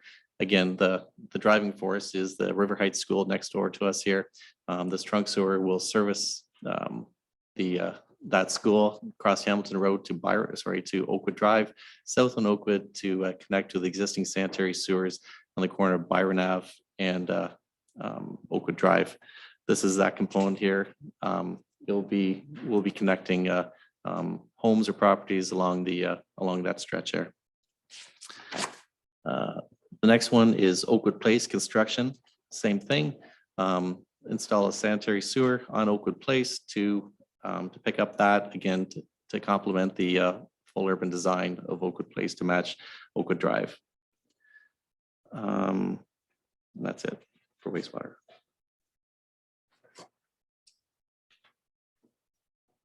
Are there any questions in regards to those items? If not, we're going to hop back. We will move through to tab number 8, which is water service. So our water department includes a significant number of cost centers. Water systems, again, utilize full cost accounting, wherein municipalities must ensure that sufficient revenues are generated to recover the cost of system services, including operation, maintenance, administration, capital investments, rehabilitation, and replacement of existing assets. At the end of each year, the departmental surplus or deficit is transferred to or from reserve. Water rates have been established in accordance with the 2020 water and wastewater rate study that was approved by council. If we look at our water distribution system, I will highlight the one-time costs of approximately $4,500, which is for our external DWQMS audit, which is required every 3 years. Otherwise, there's a recommended increase of approximately $40,688 in budgeted net revenues for that cost center. If there are no questions on that, I'll just note that the meter read subcontract as well as the hydrant maintenance operating cost centers have experienced no changes from the 2021 budget. If we look at the water system operation, we're experiencing a decrease of approximately $9,000 in budgeted net costs. That is primarily as the result of a change in one-time projects from 2021 through to 2022. And included in this cost center are a transfer from reserve for $14,000 as well as costs for $14,000 related to a valve replacement project that was budgeted for 2021 and has been deferred to 2022 for completion. If there's no questions on that cost center, we'll move through to water meter installation. This cost center is including an increase of approximately $65,000 in budgeted costs. This is a direct result of increasing our one-time costs related to expansion of the meter exchange program from $35,000 per year to $100,000 in 2022 in an effort to actually get those remote read meters installed in more households during 2022. Are there any questions in regards to that project? I think just one question, and that was the amount of water meters that we're installing each month. It was like 1 or 2, was it? So this will bump it up to an increased amount. Correct. Right now, we had a 10-year, we started off the program as it was going to be a 10-year change out. With the added meters that we're installing right now on just new builds, we're eating into that 10-year program. This will allow us to install new Itron meters in new homes, plus keep up with our 10-year program that we originally had in place for this change out. Once these are in place, we can start reading meters ourselves instead of contracting out to a subcontractor. Great. Thank you. Thank you. So if we move through to water tower operations, we see an increase of 20,566 in budgeted net costs. This is specifically because we have included one-time costs of $20,000 for storage tank washing of the Dorchester elevated storage tank. Dorchester water treatment plant is seeing a decrease of approximately $3,000, primarily due to that reversal of 2021 one-times in comparison to proposed 2022 one-times. We're including one-time costs of $3,000 related to solar floodlights at the entrance to the facility. And otherwise, there's no significant plan changes to that cost center. If we then move through to Dorchester system sampling, there were no changes in that cost center budget. The Dorchester well maintenance is experiencing a decrease of $20,000 in budgeted net costs, given the reversal of 2021 one-time costs. And if we look at the Thorndale water treatment plant, again, we're experiencing a decrease primarily as the result of those 2021 one-time cost reversals. We do have one project that is carrying over from 2020 related to signage. So you'll see that there's revenue coming in from reserve. And then there are costs to offset that revenue with the completion of that project. Looking at Thorndale system sampling, there was no changes to cost center budgets.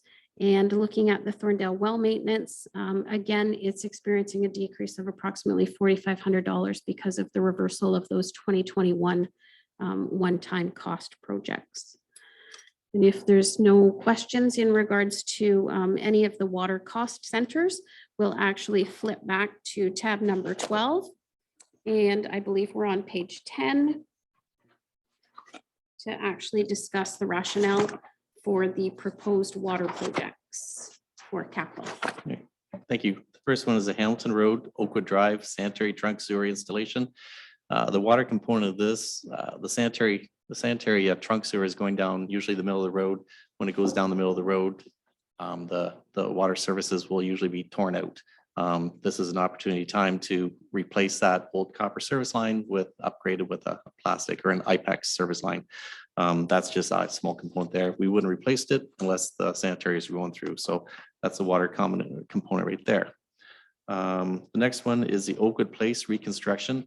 This is an actual full reconstruction of the water main. Again, like I mentioned before, Oakwood Place was not constructed or replaced when Oakwood Drive went through. With their reconstruction project, this will replace the entire water main, including water services to those properties on Oakwood Place. Next one is Porter Subdivision water main replacement. Full water main replacement. Everyone knows Porter Subdivision is at end of life with numerous water main breaks. This will replace the water main and water services, including valves, hydrants, etc. in that subdivision there in the first phase. Sorry. That would come with a significant grant too. Yes, that's correct. I just wanted to point out that staff are proposing, obviously, we've applied to the ICIP Green Fund for a grant related to the water component of Porter Subdivision. If that grant is unsuccessful, staff are still recommending that the project go ahead, unfortunately, with or without funding, due to the condition of the infrastructure there. And we'll know if we'll get that grant. We'll make short list this winter is what the application said right now. So we won't know until next year whether that we're a successful candidate of that grant.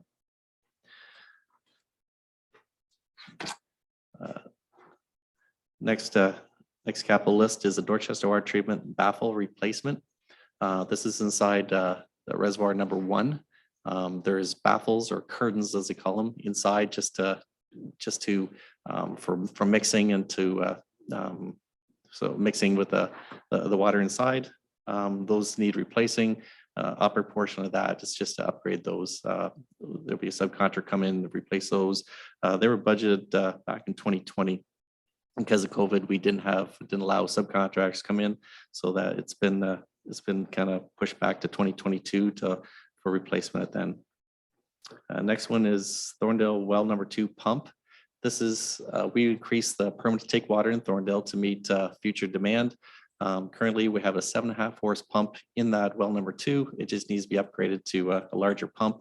With the larger pump is a larger pitless adapter, as they call it, and components that go along with that pump itself.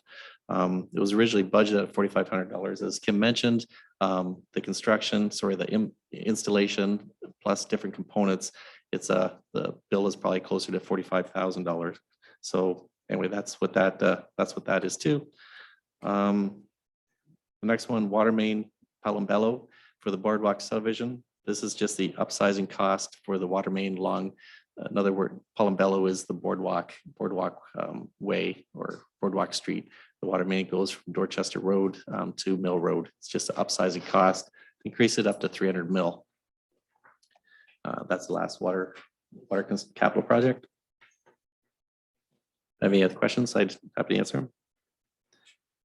Deputy Mayor Elliott? Through your worship, again, not a question, just a comment. I think it's important to say to the public watching that when we set our water and wastewater rates, it's not an arbitrary number that we pull out of the air. It is based on these budgets. And for anyone that believes that we can significantly decrease our water and wastewater rates, to go through this budget, and it's laid out great, and I congratulate and thank staff, both our Director of Finance and Director of Public Works for that to go through this budget and find cuts to make in order to decrease our water and wastewater rates will only result in service cuts, and service cuts to water and wastewater is detrimental. And I just think it's important to point that out, because if you want to make cuts and if you want to decrease rates, you have to do it right here in the budget, and I don't see where we can do it. Thank you. Any other comments? Tom? Yep. Tom, you have a comment? Yeah, just with the upgrades with respect to Thorndale, I think those were the only deficiencies in the previous inspection. So I think this will remedy that. And as Deputy Mayor Elliott alluded to, that water is not something that we want to cut corners on. So, and not that we have, but again, it's proactive maintenance that is the key with responsible service delivery. No, I think just to chime in, like such a heavily related activity. I mean, even to replace that pump, you're going to have to fill out about 5 forms for that. Yeah. Absolutely right. Regulated. Yeah, it is, pre-forms, post-forms, everything. So 100%. Thank you. So now we will move into tab number 9, which is our health services budget. And I thank Director Craven for joining us. So the health services tab highlights our cemetery costs. That includes both the Dorchester Cemetery and our abandoned cemetery cost centers. We see the Dorchester Cemetery costs decreasing by approximately $15,000 based on a number of items that are identified in the report, primarily due to an increase in revenue activities. Are there any questions in regards to any of our cemetery cost centers? If not, we'll hop to tab 12. Again, under rationale, I believe there is one capital item that we can find on page 13. And I will allow our clerk to provide rationale for that capital item. The budget includes one columbarium with 72 niches. Over a third of them were sold when we purchased one for 2020, and purchasing one now would mean that it would arrive in about 6 months. which bears that old joke, people are dying to see it. So. Yeah. I just want to say that I think that the columbariums really are a valuable addition to our cemetery. That the cremation has increased so much, and such a good use of space, and I think it's a quite a little spot where it is. So it is a good investment that way.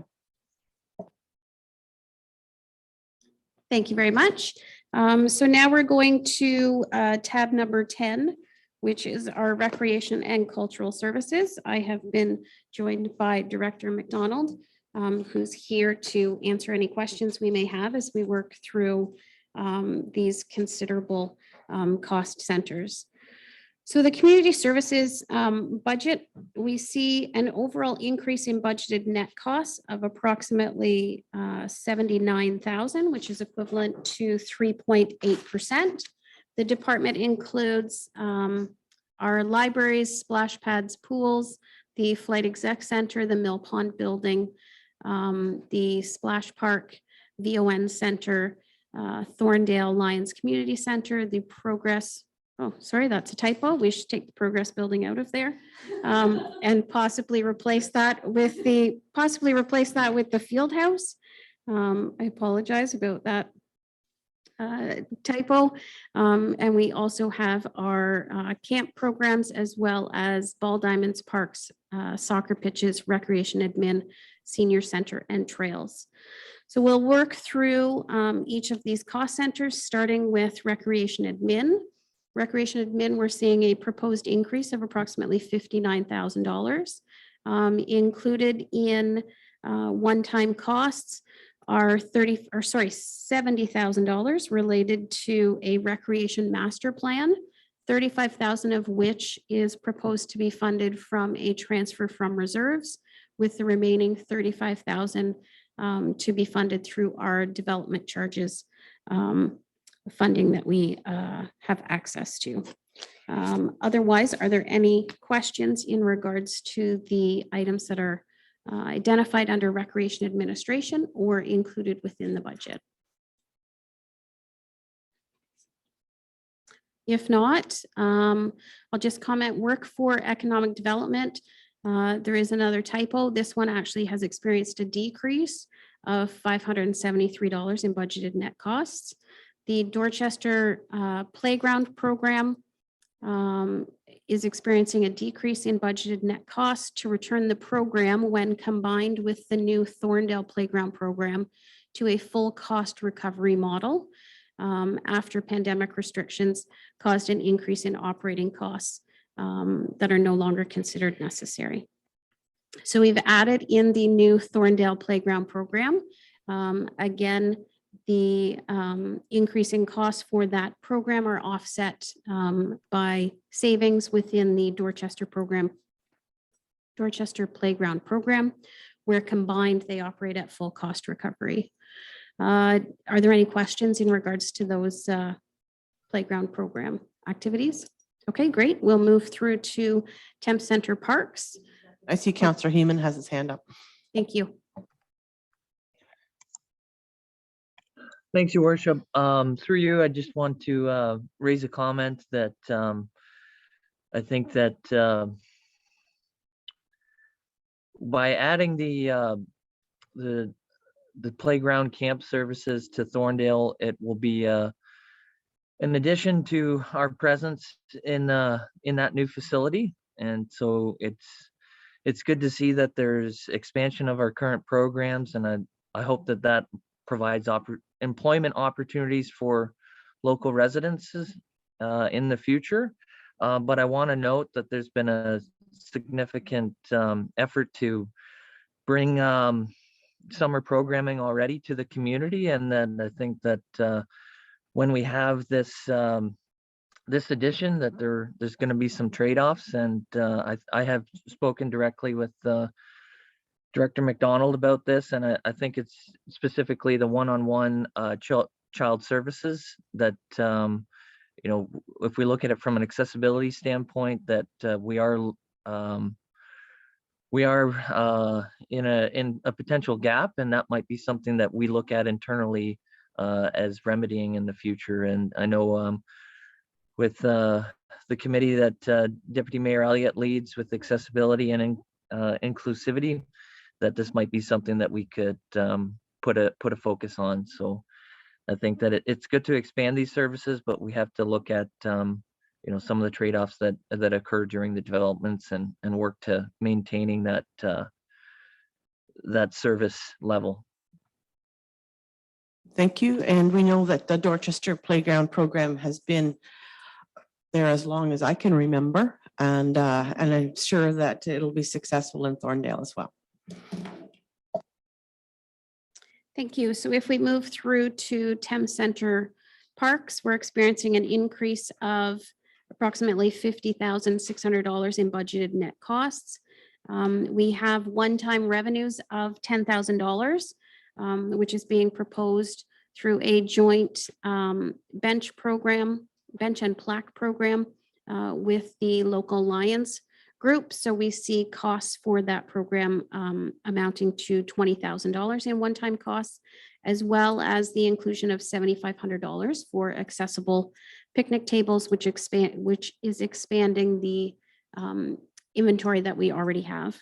The other one-time project that is continuing from 2021 is our recommended phase 2 of the playground professional inspection program, as well as $5,000 for well-needed bleacher repairs at our parks. Thank you. Not sure if there's any questions. Deputy Mayor Elliott? Do you just want to highlight the proposal for the new accessible picnic tables?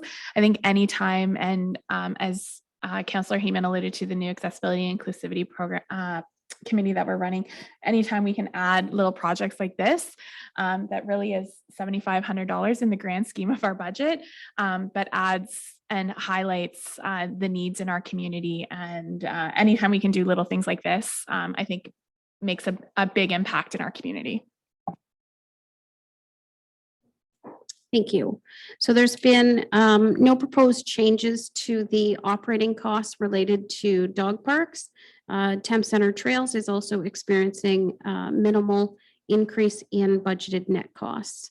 If we look at our Thames Center ball diamonds, we're experiencing a decrease of approximately $12,000 in budgeted net costs due to a number of factors and the reversal of one-time costs from 2021. If we look at Thames Center Soccer, again, minimal decrease in budgeted net costs for that cost center. And I'll just note that we continue to make debenture interest and principal payments on the expansion of our soccer fields related to debenture debt that was secured and expires in 2032. Moving to our senior center, we are proposing an increase of approximately $16,000 in budgeted net costs. Increases in revenue categories are as the result of program expansion into Thorndale, and increases in costs relate to the transition of our senior center assistant from a part-time to a full-time position to help manage that increase in programming. Are there any questions in regards to senior center? Okay, if we move through to the flight exec center, there's a couple of typos here. This cost center actually experienced a decrease of $20,968 in budgeted net costs. Revenues have been adjusted to reflect our anticipated activity and adjustment to the fees and charges bylaw that occurred in November, I believe, of 2021. And again, there's a typo under line 65660 garbage collection, which actually experienced no change in the budget as opposed to as it's noted currently with an increase. Are there any questions in regards to that flight exec center cost center? If not, we'll move to the Thorndale Community Center, where we're experiencing an increase in budgeted net costs of approximately $10,000, which are directly related to the operations of the new community center.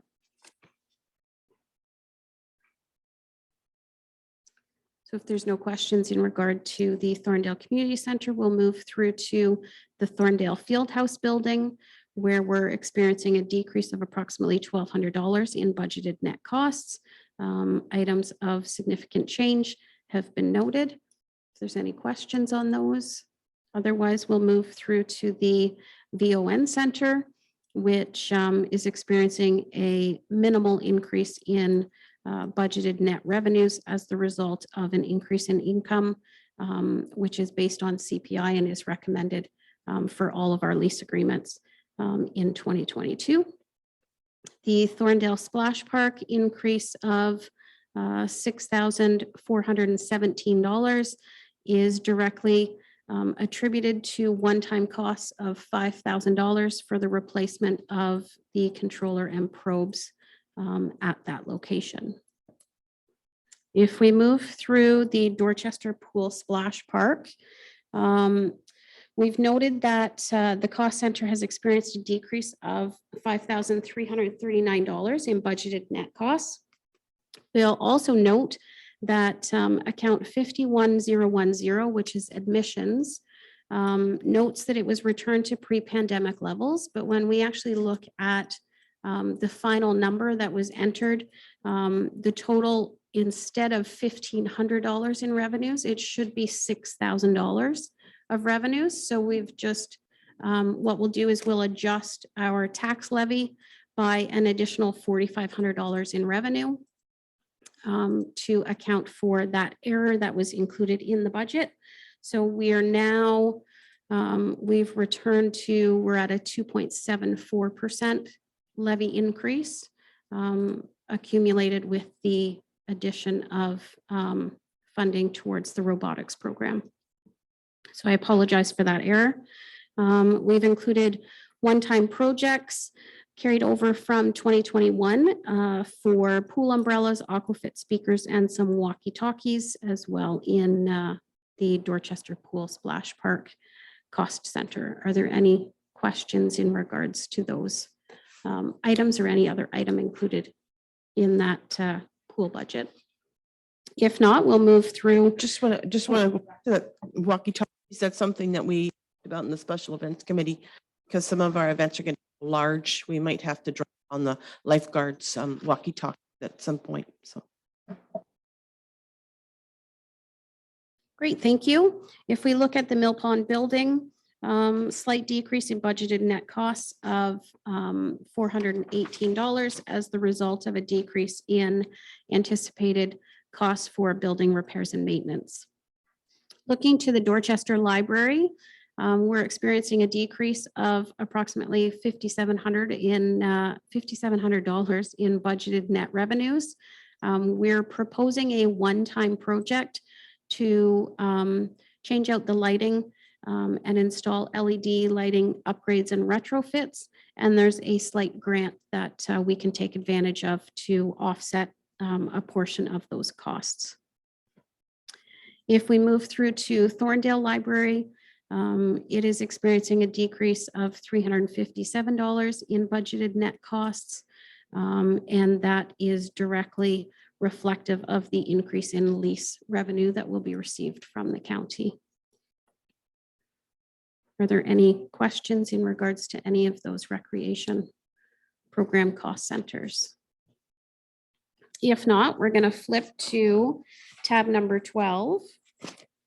And if we look at recreation capital, our proposed recreation capital projects run from page 13 to page 26. So I'm happy to let Director McDonald take the next handful of pages and provide some rationale for those capital projects that are proposed. Thanks, Kim, and through you, your worship, I'm happy to give Kim a break to catch her breath. Okay, so as Kim mentioned, the first capital project for my department is on the bottom of page 13. which is the Thorndale Fieldhouse, some security camera upgrades, actually upgraded. It's the first security cameras there. Unfortunately, this beautiful new building's already had vandalism 3 times, so we want to put an end to that, and this will take care of that matter, we hope. The next item is for the Thorndale Lions Community Center, fire monitoring and motion detector security system for that new building. It's a similar to what we have at the Flight Exec Center, and it warrants the same sort of security measures for fire and otherwise. So that would take care of that matter. Third up is again under the topic of security with regards to the Flight Exec Center, $5,000 in upgrades to existing security cameras. They simply have a limited time of usefulness. We have identified at least 4 or 5 of them where the image that they capture is blurry and not to the point of being useful. And when you need to zoom in on those images to try and identify anyone, you get a nice zoom in on a blur, which is not helpful. So whereas the new cameras are fantastic and will make a really good difference. Next up is with the Flight Exec Center, an engineering study of stormwater management. And this particular work is divided into 2 capital projects. So this is the first of the 2. We plan to go out to tender and have them both done together for some cost savings, as we have issues with stormwater in 2 different parts of that property. This first one being with regards to the gymnasium. As you know from the report that I brought to council earlier this year, we had stormwater issue on the gym floor. And that's the second time we've had an issue there. Both times has been a different cause. However, we want to make sure it does not happen again, so this would result in a study of the system, and we feel that probably there's just not sufficient drainage from the roof for a large event to safely remove all of the stormwater without it backing up or flooding into the gym. So we'll want to assess that and then properly address it, which is the next capital item there for $20,000 will be whatever recommended remediation is required from the plan to take care of future risk for the gym. Basically, you're just saying we need to get that water away faster. Yes. Yep. So then next up with the Flight Exec Center is our dehumidifier for the ice pads is currently broken. It's not working. Fortunately, in the winter, we don't need it for that purpose. However, by springtime, when the ice is still in and it starts to heat up again outside, the wheel in it is broken down. And rather than replace the unit, the most cost-effective method is going to be to replace the wheel portion, which will also prolong the life of the full unit. So that is what we propose to do in the spring. Next up for the Flight Exec Center, there's 2 hot water tanks that take care of the center. And one's been replaced this year. The other one is due for replacement this year. It has leaks and is beyond its useful life.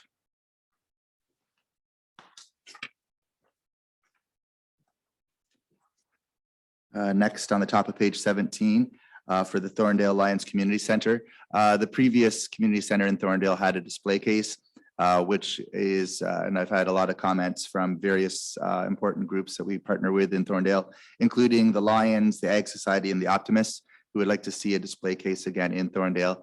That was always the plan or the vision for meeting room number 3, which is used largely by the local service clubs for meetings.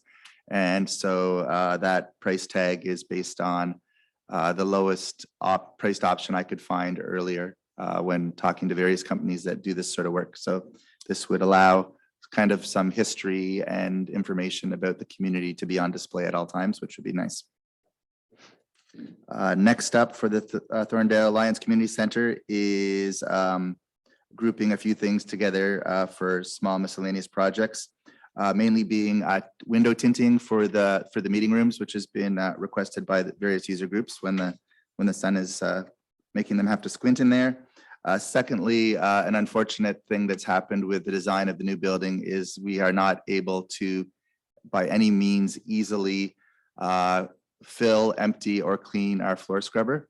There's just simply not room to get it into that little janitorial closet at the front of the room without staff having to literally climb over top of the floor scrubber, which is not what it's designed for.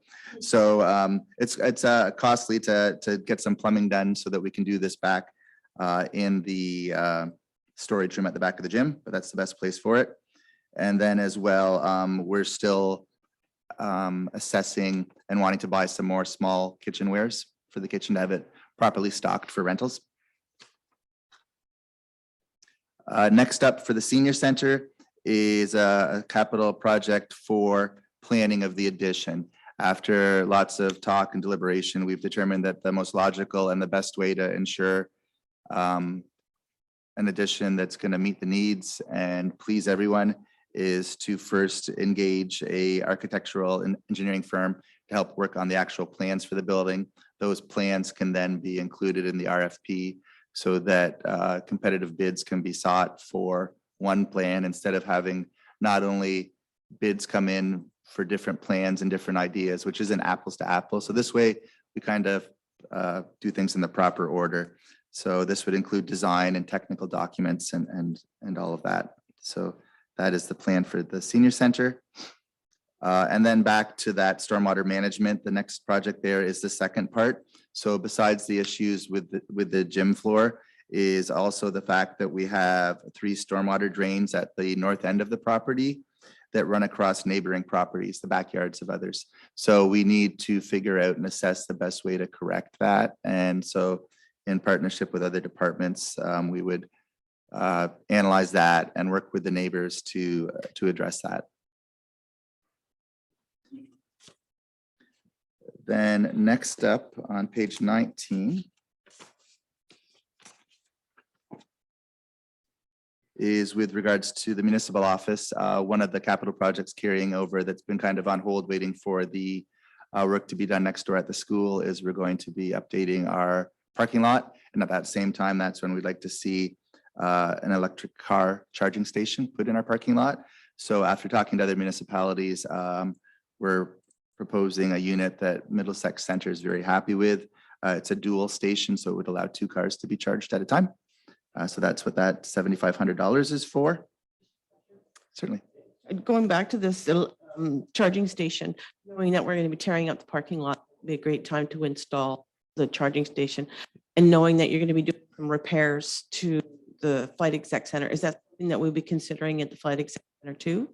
Or Perhaps, yeah, that would make sense. And so the one thing I had failed to mention, so I'm glad you brought that up, Your Worship, is so we have the 2 different parts of the engineering study for stormwater management. And for the portion at the north end, for the gymnasium, I had 2 projects, one for the study and one for the repairs. However, I didn't point out that for the 3 catch basins on the north end, this year or next year would only be the study. And then the following year, because it's a lot more elaborate, so it's hard to estimate what kind of cost might be associated with then following through with the recommendations. So that would come in 2023 because it's not urgent, it's not time sensitive. And then that also times in with when we're going to be ripping up that Expansion. side for the addition. So yes, and then that would be an ideal time where we can consider charging stations. Yes. good planning. Next up is bottom of page 19, the Dorchester Library. Unfortunately, the roof is in need of replacement, the flat and the peaked roof. And so that is the estimated price for that project. Over to the top of page 20. So this is one of the things that came to council earlier in the year when the Great Lake Canadians were able to successfully win about $400,000 worth of artificial turf from the Rogers Centre in Toronto. And besides that cost, they also then paid the over $30,000 to have 16 transport trucks lug all the stuff here to the York. So then this is following through with actually building a state-of-the-art, top-notch artificial turf ball diamond here in Thames Centre. So in addition to, so first of all, we did already go to tender for this once. We were not happy with the prices that came back. They were too high. We then updated and advised all the bidding companies that that's beyond our scope. We revised and slimmed down to kind of the bare bones of what we need to make this a worthy consideration and got back better bids. So that this 2.8 reflects having received better prices and having, adjusted our ask for what we need for this project to be worthwhile.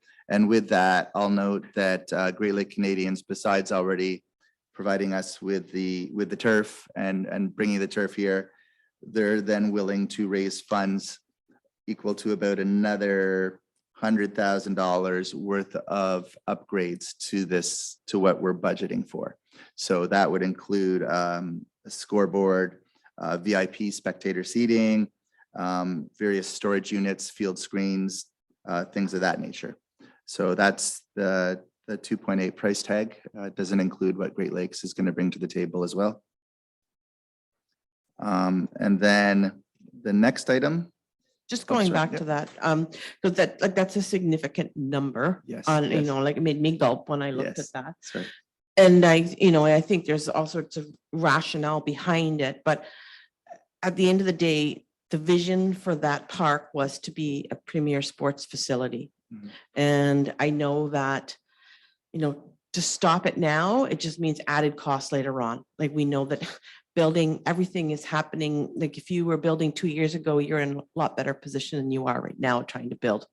So, as much as I know that it's expensive, I know it's fully funded through our development charges, and it's great that we have partnership too. So I think that makes it this a little bit more easier to swallow to somebody that's not a baseball fan, but a taxpayer.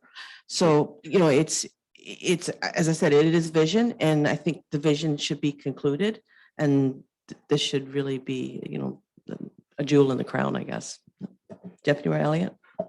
Yeah, through you, I'll echo a lot of those comments. I think, again, it is supposed to be a prestigious place in order to play. I think we have that with our soccer fields. If you talk to any soccer teams, the Field of Dreams is the perfect place to play. We keep it well maintained, and it's great. We have a phenomenal one baseball diamond at the ORC, which is great, but anyone hosting tournaments or multiple games isn't taking that up because it's one field. They have to look at playing in multiple areas. It is a large investment, but I truly believe that, and being a baseball mom, I know this, that it's going to attract a lot of people to Thames Center.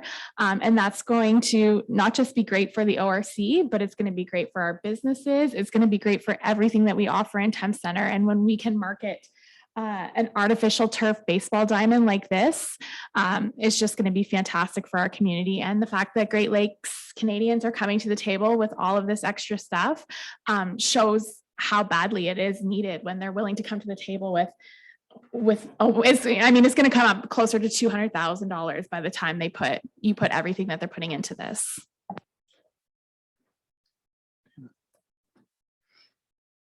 Thank you. Then next up on the bottom of page 20 is in this current budget year, we upgraded Diamond 1 and 2 in Dorchester to clay. So this is finishing the other two fields at Dorchester Park by the Flood Exec Center to upgrade them to clay infields as well. And you'll notice that the price tag for those two per park is a little bit higher than the next budget line, which is upgrading the final ball diamond in Thorndale to clay. And that's because Diamond 3 in Thorndale already has the anchors in place that are required for the bases, pitching mound, and home plate, whereas the ones in Dorchester will need new ones, and that adds extra costs. So that's why the Thorndale one's a bit more cost, a lower cost. And then the next item, as the deputy mayor alluded to, we do have fantastic soccer pitches at the York, and we attract tournaments. And for our full-size field, we would like to bring in, oh, sorry, I'm looking at the wrong one, aren't I? Sorry, the next one up on the bottom of page 21 is for ball diamond security. So with all of our added assets and the rising value in a kind of a remote area, we feel it's prudent to have some security at the York. I was actually a little astonished at how much stuff had been stolen from those storage containers. Yes, Yeah. yeah, true. Yeah. For sure. So then the next item is on the top of page 22, the accessible and inclusive playground, which we've had discussions on with help from the Dorchester Dream Park Committee and involvement from the AIAC.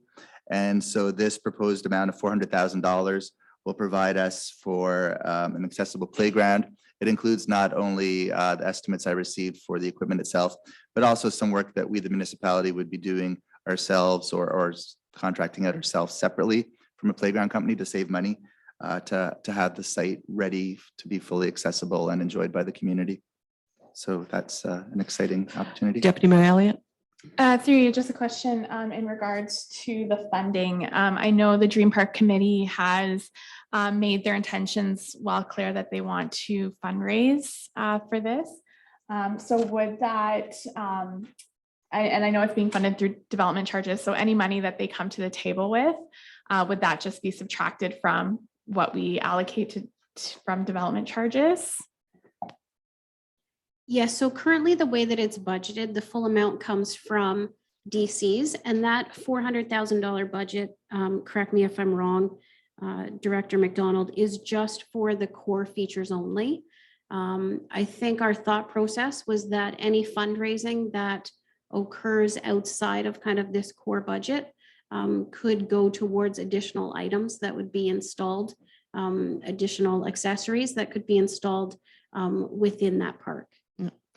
And I just want to say too, I think, we had a lot of discussion previously about the location, but I really do think, and I was at a meeting at the county that regarded this, and the addition to the senior center and the VON's use, I think is amazing to be, playground makes it sound like it's something that's used by younger people, but to be able to use exercise equipment for those people that are using those facilities, I think is a great addition. True. Okay, and then next up, another exciting project that had community involvement and a drive behind it is the Thorndale Dog Park, which council had passed a resolution back in the April meeting to bring this to the budget for $36,000, which would see a dog park come to Thorndale. That provides that project to occur. I think Kim has a comment for Deputy that. Mayor Elliott? So the same question as before. The youth of Thorndale have already started fundraising for this project, and I know from the Christmas Village market that was held over this past weekend, they were fundraising specifically towards this project. So again, would the money just come, any money that they come to the table with, just come off of the reserve? So typically what happens with projects that are funded from DCs is any fundraising, unless specifically identified, would come off a percentage from DCs as well as a percentage from reserve. So any fundraising that is provided will reduce funding from all sources for this project.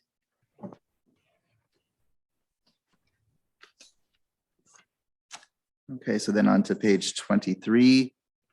The next, Councillor Tom has his hand up.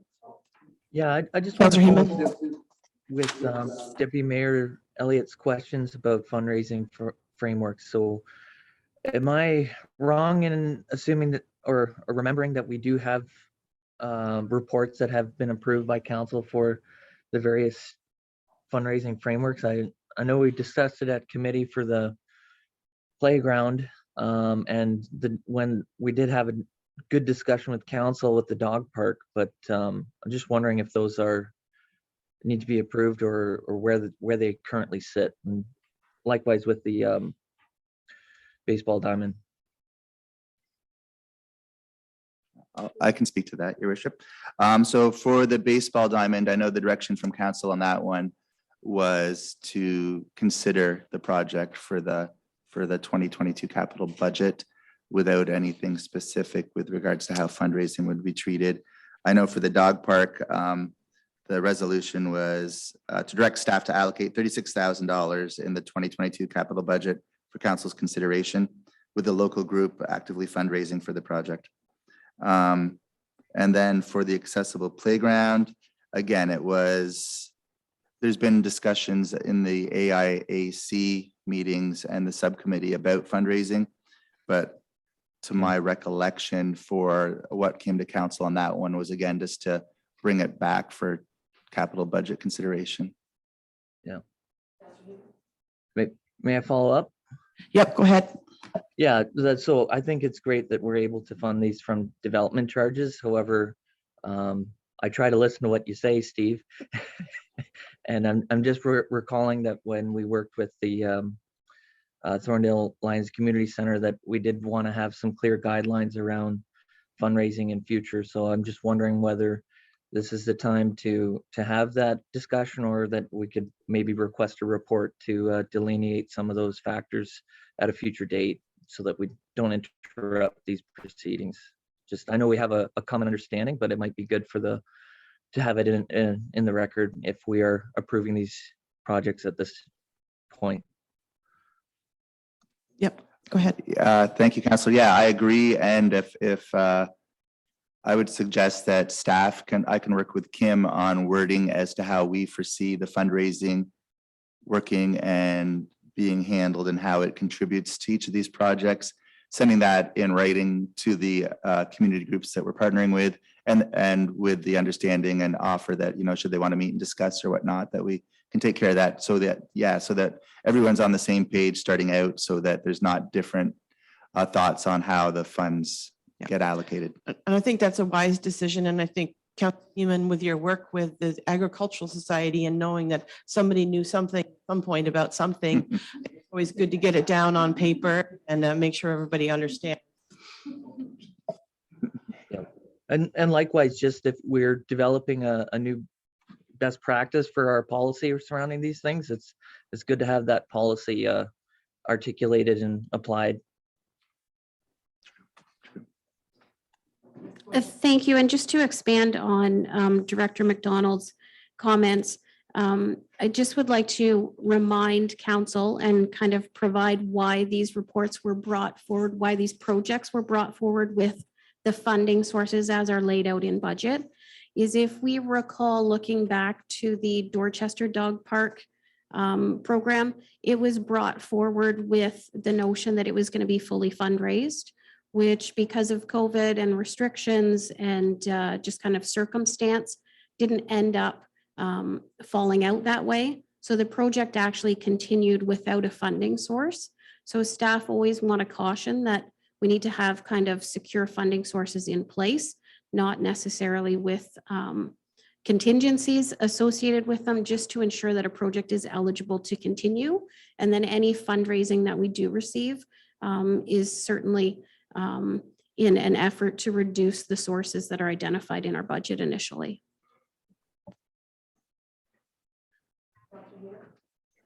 Sorry, yeah, just to follow up, and thank you for that clarification. I think it's important to note that we have 3 excellent capital projects here, and they're all initiated by community members. And so I think it's a dynamic relationship that helps us grow and put emphasis on where we want to invest in our community. And so if we can have those responsibilities clearly delineated, I think we can continue to build on this success as we have done in the past. Thank you. Okay. Next up, top of page 23 is Thorndale Park parking lots. So with the extension of Agnes Street into the new subdivision, we have and the curbs, we've lost kind of the unofficial parking that was done previously on both sides of that end of the road. So with the creation of gravel parking lot on the side of Agnes Street would provide the parking that we need at that end of the park. Sorry, just going through my notes here. Yeah, that's all for that one. Next up is, Councillor Tom.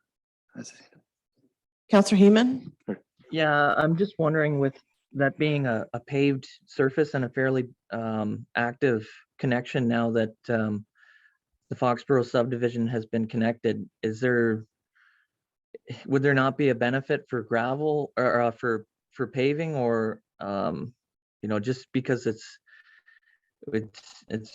we've invested a lot in that area, and I think some of the curb appeal with the paved parking area might do a better service, but just put it out there.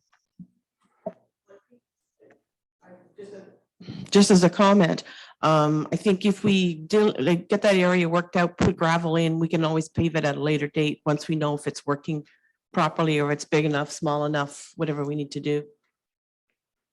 Well, I think my thought was that when that was brought forward, there was gravel parking on both sides of the laneway. And now there's only going to be parking on the west side. And I think when that initially was discussed with, I was told there would not be a loss of parking. And so my understanding is that when we use paving, we have lines, so we have more controlled parking patterns, and that's how we could make up that loss of the additional gravel surface. Because without that orderliness, it's a net reduction in what was previously present. Through your worship, if I may, Councillor Heeman, I know we've had some discussion about this in the past. It's very new with that Agnes Street being run through that neighborhood. I think we'd be prudent in doing it in these phases. One, as the mayor had mentioned, to see, what use and track and what we're going to get. We're also going to be another year of construction in that neighborhood, so the dust and everything that comes with that is going to be residual from the neighborhood expansion as well. And for that matter, we get some settling because we're putting a very new lot into a newer area, and immediately paving it out the gate would result in some sort of impact to the paving or the top coats of paving as well. So it's prudent to maybe leave it in 2 stages. While we're hearing you though, I'm sure that Director McDonald is writing it down for 2023 immediately. So well, that's my recommendation if that's okay. Well, that was the danger that we ran into with Gladstone Drive, right? Because there were so many dig outs, there was so much water underneath that to go ahead and just put tar and chip down right away wasn't going to work. That's why to be prepared for the hard surface for a year anyway before we were able to do that. So I think the same thing. I think it's a good idea, Tom. I think that something that is relevant. I just think we should, I think it's a phased approach is the important thing.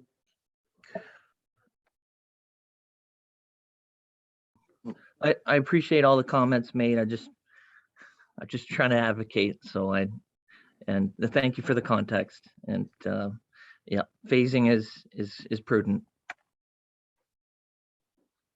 Oh, yeah. Okay, next up on the bottom of page 23 is our annual budget towards annual various fencing for updates and maintaining all the kilometers of fences we have across the municipality. 2022 would include additional fencing at the Thorndale Park, at the Orc parking lot, and additional foul ball fencing protection at the Orc, as there's a concern with foul balls from the existing diamond going towards soccer pitch number 5.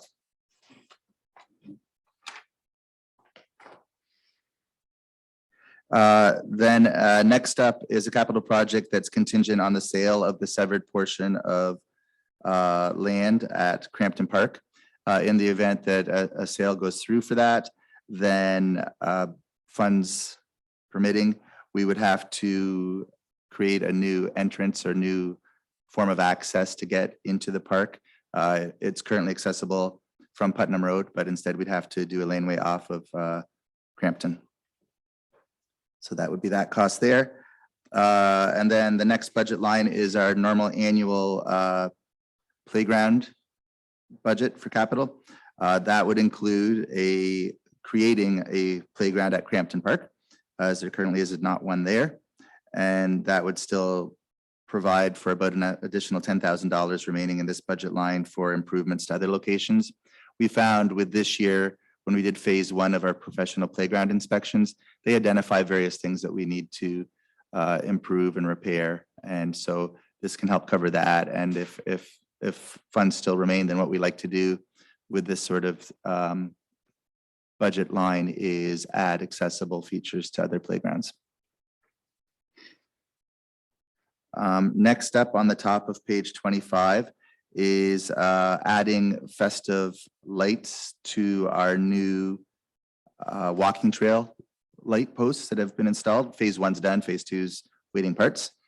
So this would allow for half of the units, so 23 of the 46 poles, to have winter decorations hanging from the polls, which would be great when, as anyone who was there for the Festival of Lights this year saw the insanely great turnout by the community. This will just further add to a really nice setting for community events. And I think one of the common comments throughout that was, it's so nice that the park is being utilized. Mhm. And because it's a great, it's just so nice, the location with the school, with the flight exec, with these buildings, that to be able to use it, it really enhances the quality of life. Like, we have the trails going through and we're encouraging people to use them. So I think that's a great thing. Then the next capital project item in the middle of page 25 is our annual Trails Various budget line, which, as per our Trails Master Plan, helps to keep our trails maintained and expanded. As per input from the community, staff and council. And funds for the 2022 would include improvements to the Thorndale Park, as well as the Mill Pond Trails. Then still on the topic of trails, the bottom item on page 25 is repair rebuilding for Mill Pond Trail. There's various crib walls that need replacement and repairs, just with erosion and with gravity and with forces of nature. We need to reinforce and clean that up to make sure that the trails remain safe for users. And then last but not least, on page 26 is the final capital project for the department, and that is covered player benches for our main soccer field at the Orc. We already do attract some good tournaments and lots of use there, but this just brings that soccer pitch up to a higher standard to really attract top-notch soccer to Thames Center. And I'm happy to answer any other questions that council may have. Any other questions for Director McDonald? Seeing none, so that concludes your report? Yes. Okay, well, I will ask for a 5-minute recess. Yep, so moved. Okay.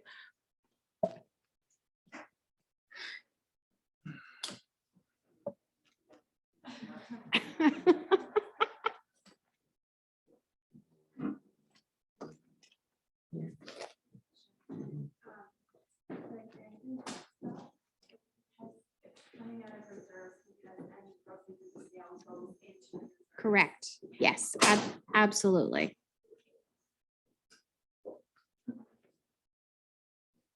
And I think there's a closed session report today. Yes. Yes, absolutely.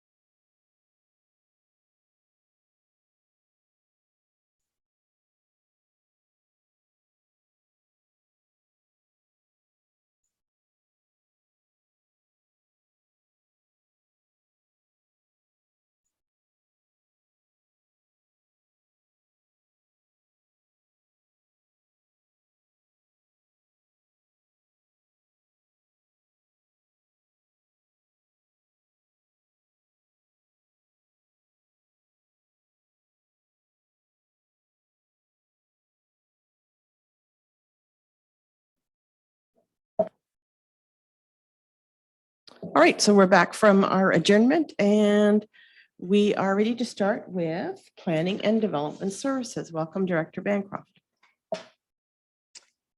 Excellent. So we are moving into tab number 11. As your worship has so kindly pointed out, Planning and Development Services. This overall department has seen an increase in budgeted net costs of $139.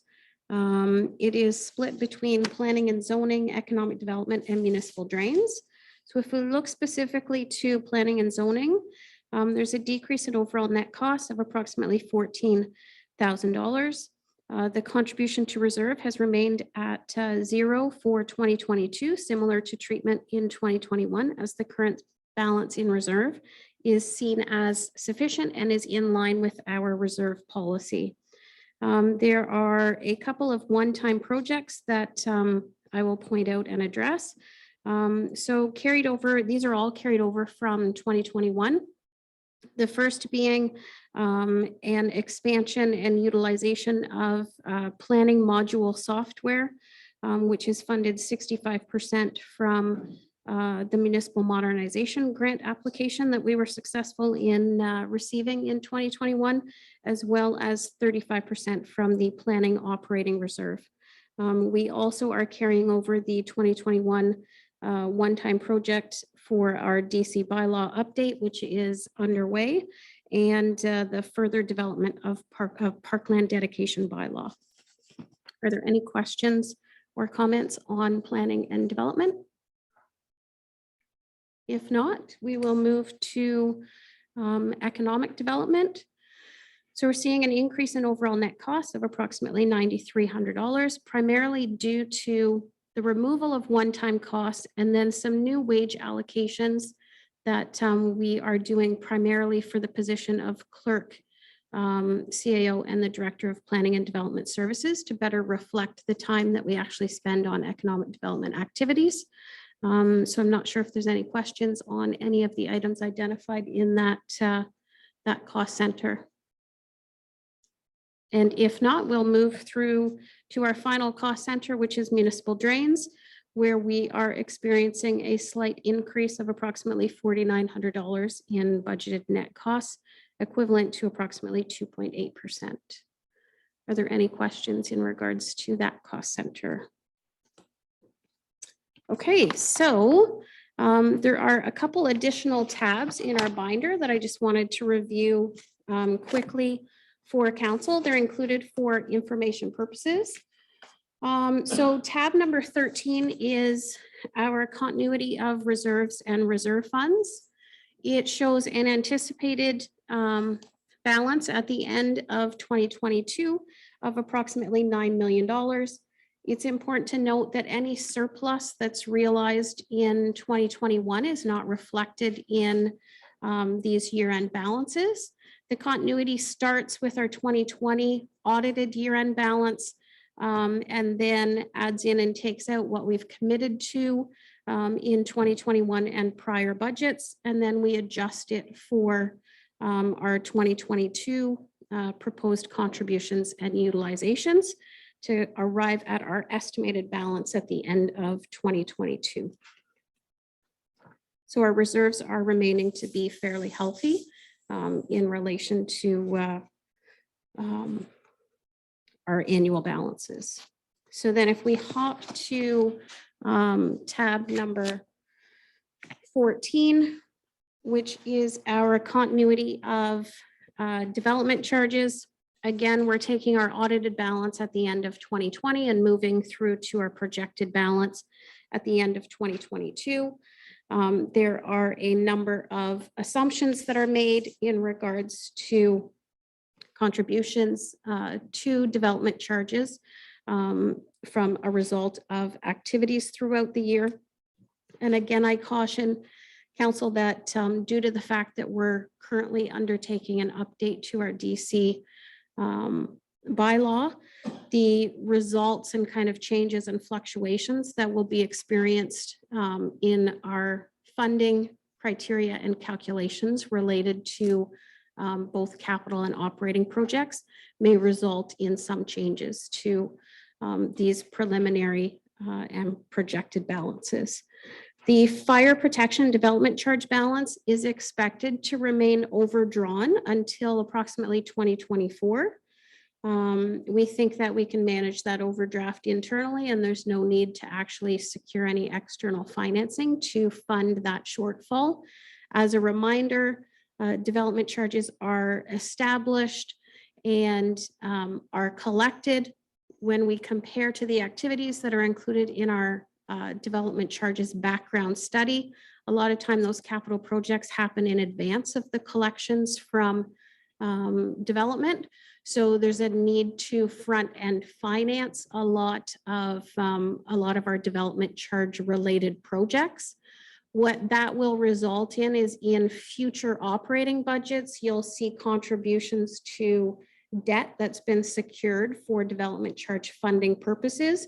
You'll also see an offsetting contribution on the revenue side. So the net impact on operations is nil.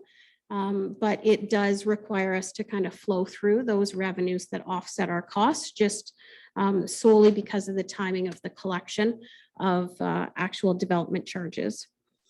And the other one to point out is recreation facilities is expected at the end of 2020. It was in an overdraft position. Let me make sure that that's actually correct. Yes, it was. It was in an overdrawn position. We expect that that balance will recover by the end of 2021. But then, of course, given the significant number of recreation growth projects that are included in the 2022 budget, we anticipate that those projects again will happen considerably in advance of the collection of funds. So we may need to secure some external financing just in order to kind of front end those capital costs that are occurring in advance of collection.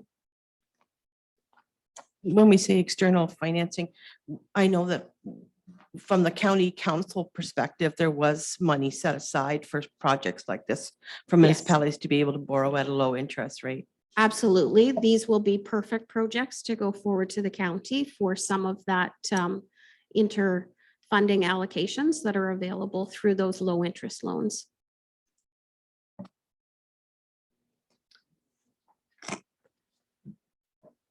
So then tab number 15 includes our annual repayment limit, which is the notification that we receive on an annual basis from the Ministry of Municipal Affairs and Housing.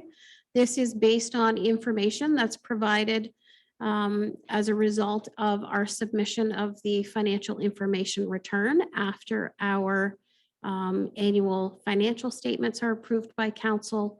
A very lengthy report goes into the ministry, and they determine what we can afford from an annual repayment limit, and it translates into what we can borrow over a certain number of years within the parameters of those threshold limits that are provided to us.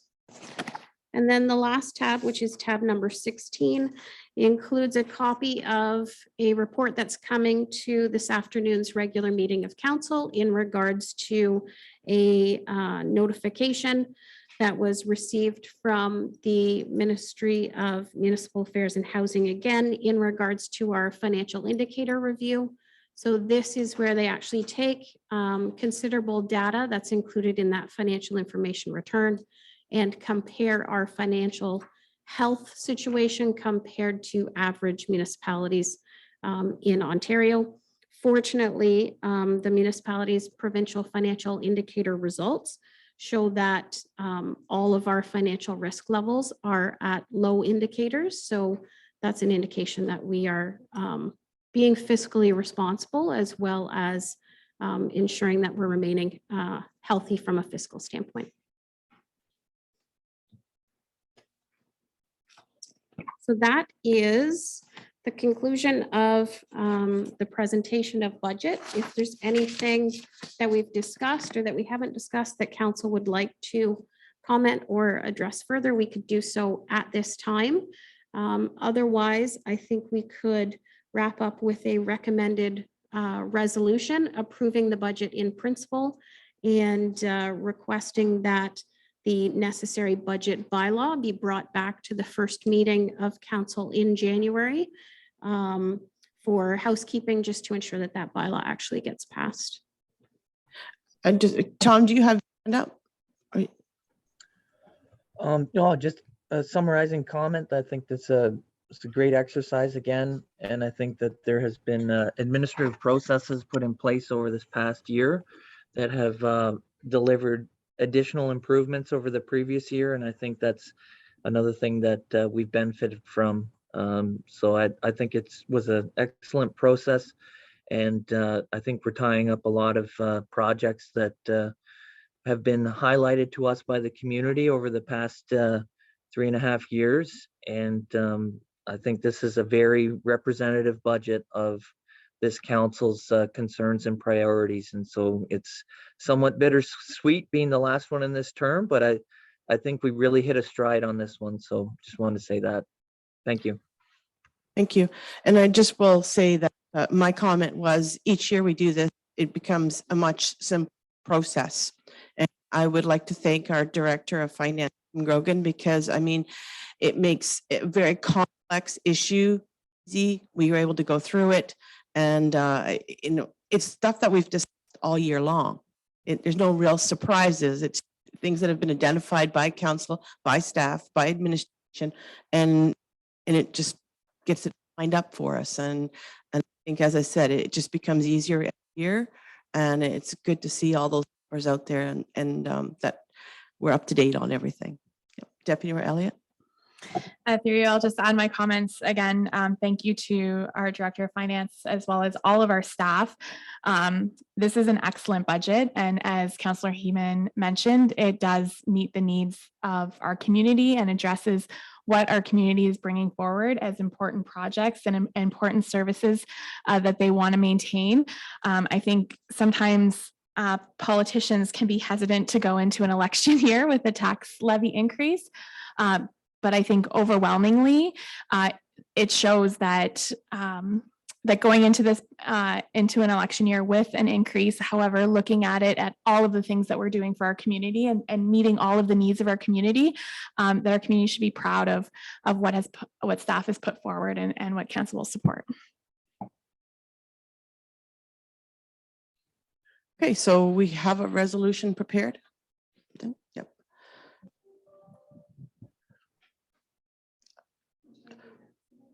Sure. Okay.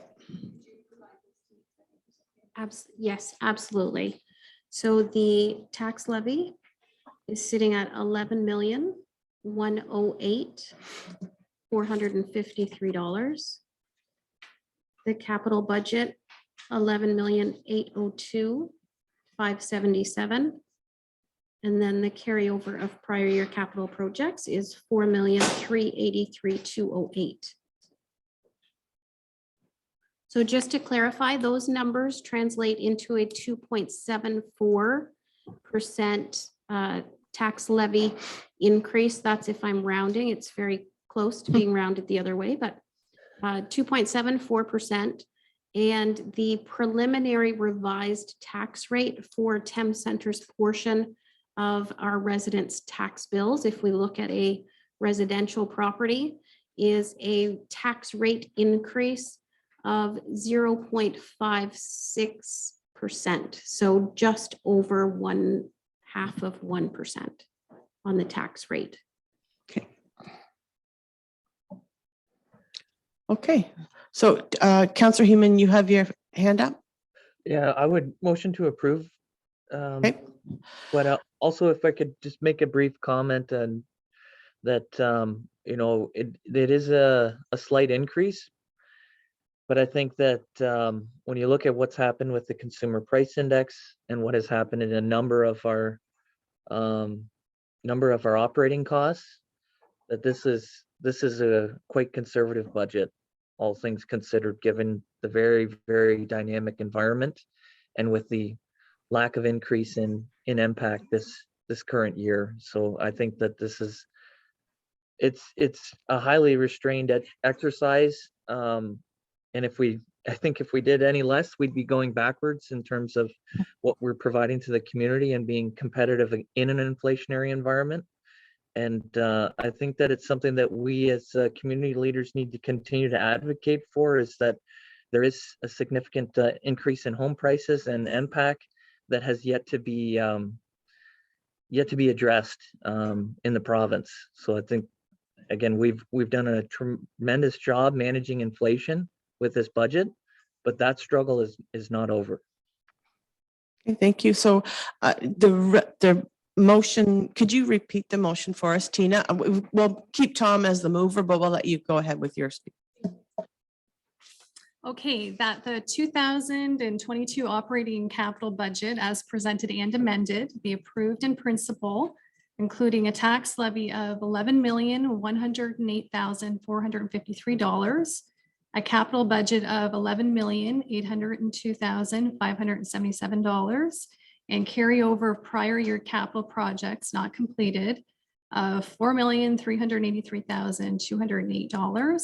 And that the Director of Financial Services Treasurer be directed to prepare the necessary budget bylaw for the January 10th, 2022 regular meeting of council. Okay, thank you. So we have a mover. Tom, you're comfortable with that motion? Okay, seconder?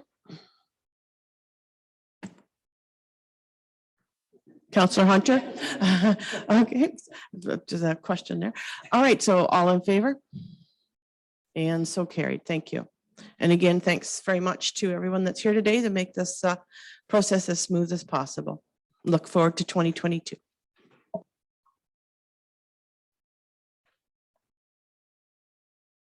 So a motion to adjourn. Looks like Tom needs a little bit more sleep, so we'll let him make that adjournment, and then we'll carry on with our seconder. And all in favor, so adjourned.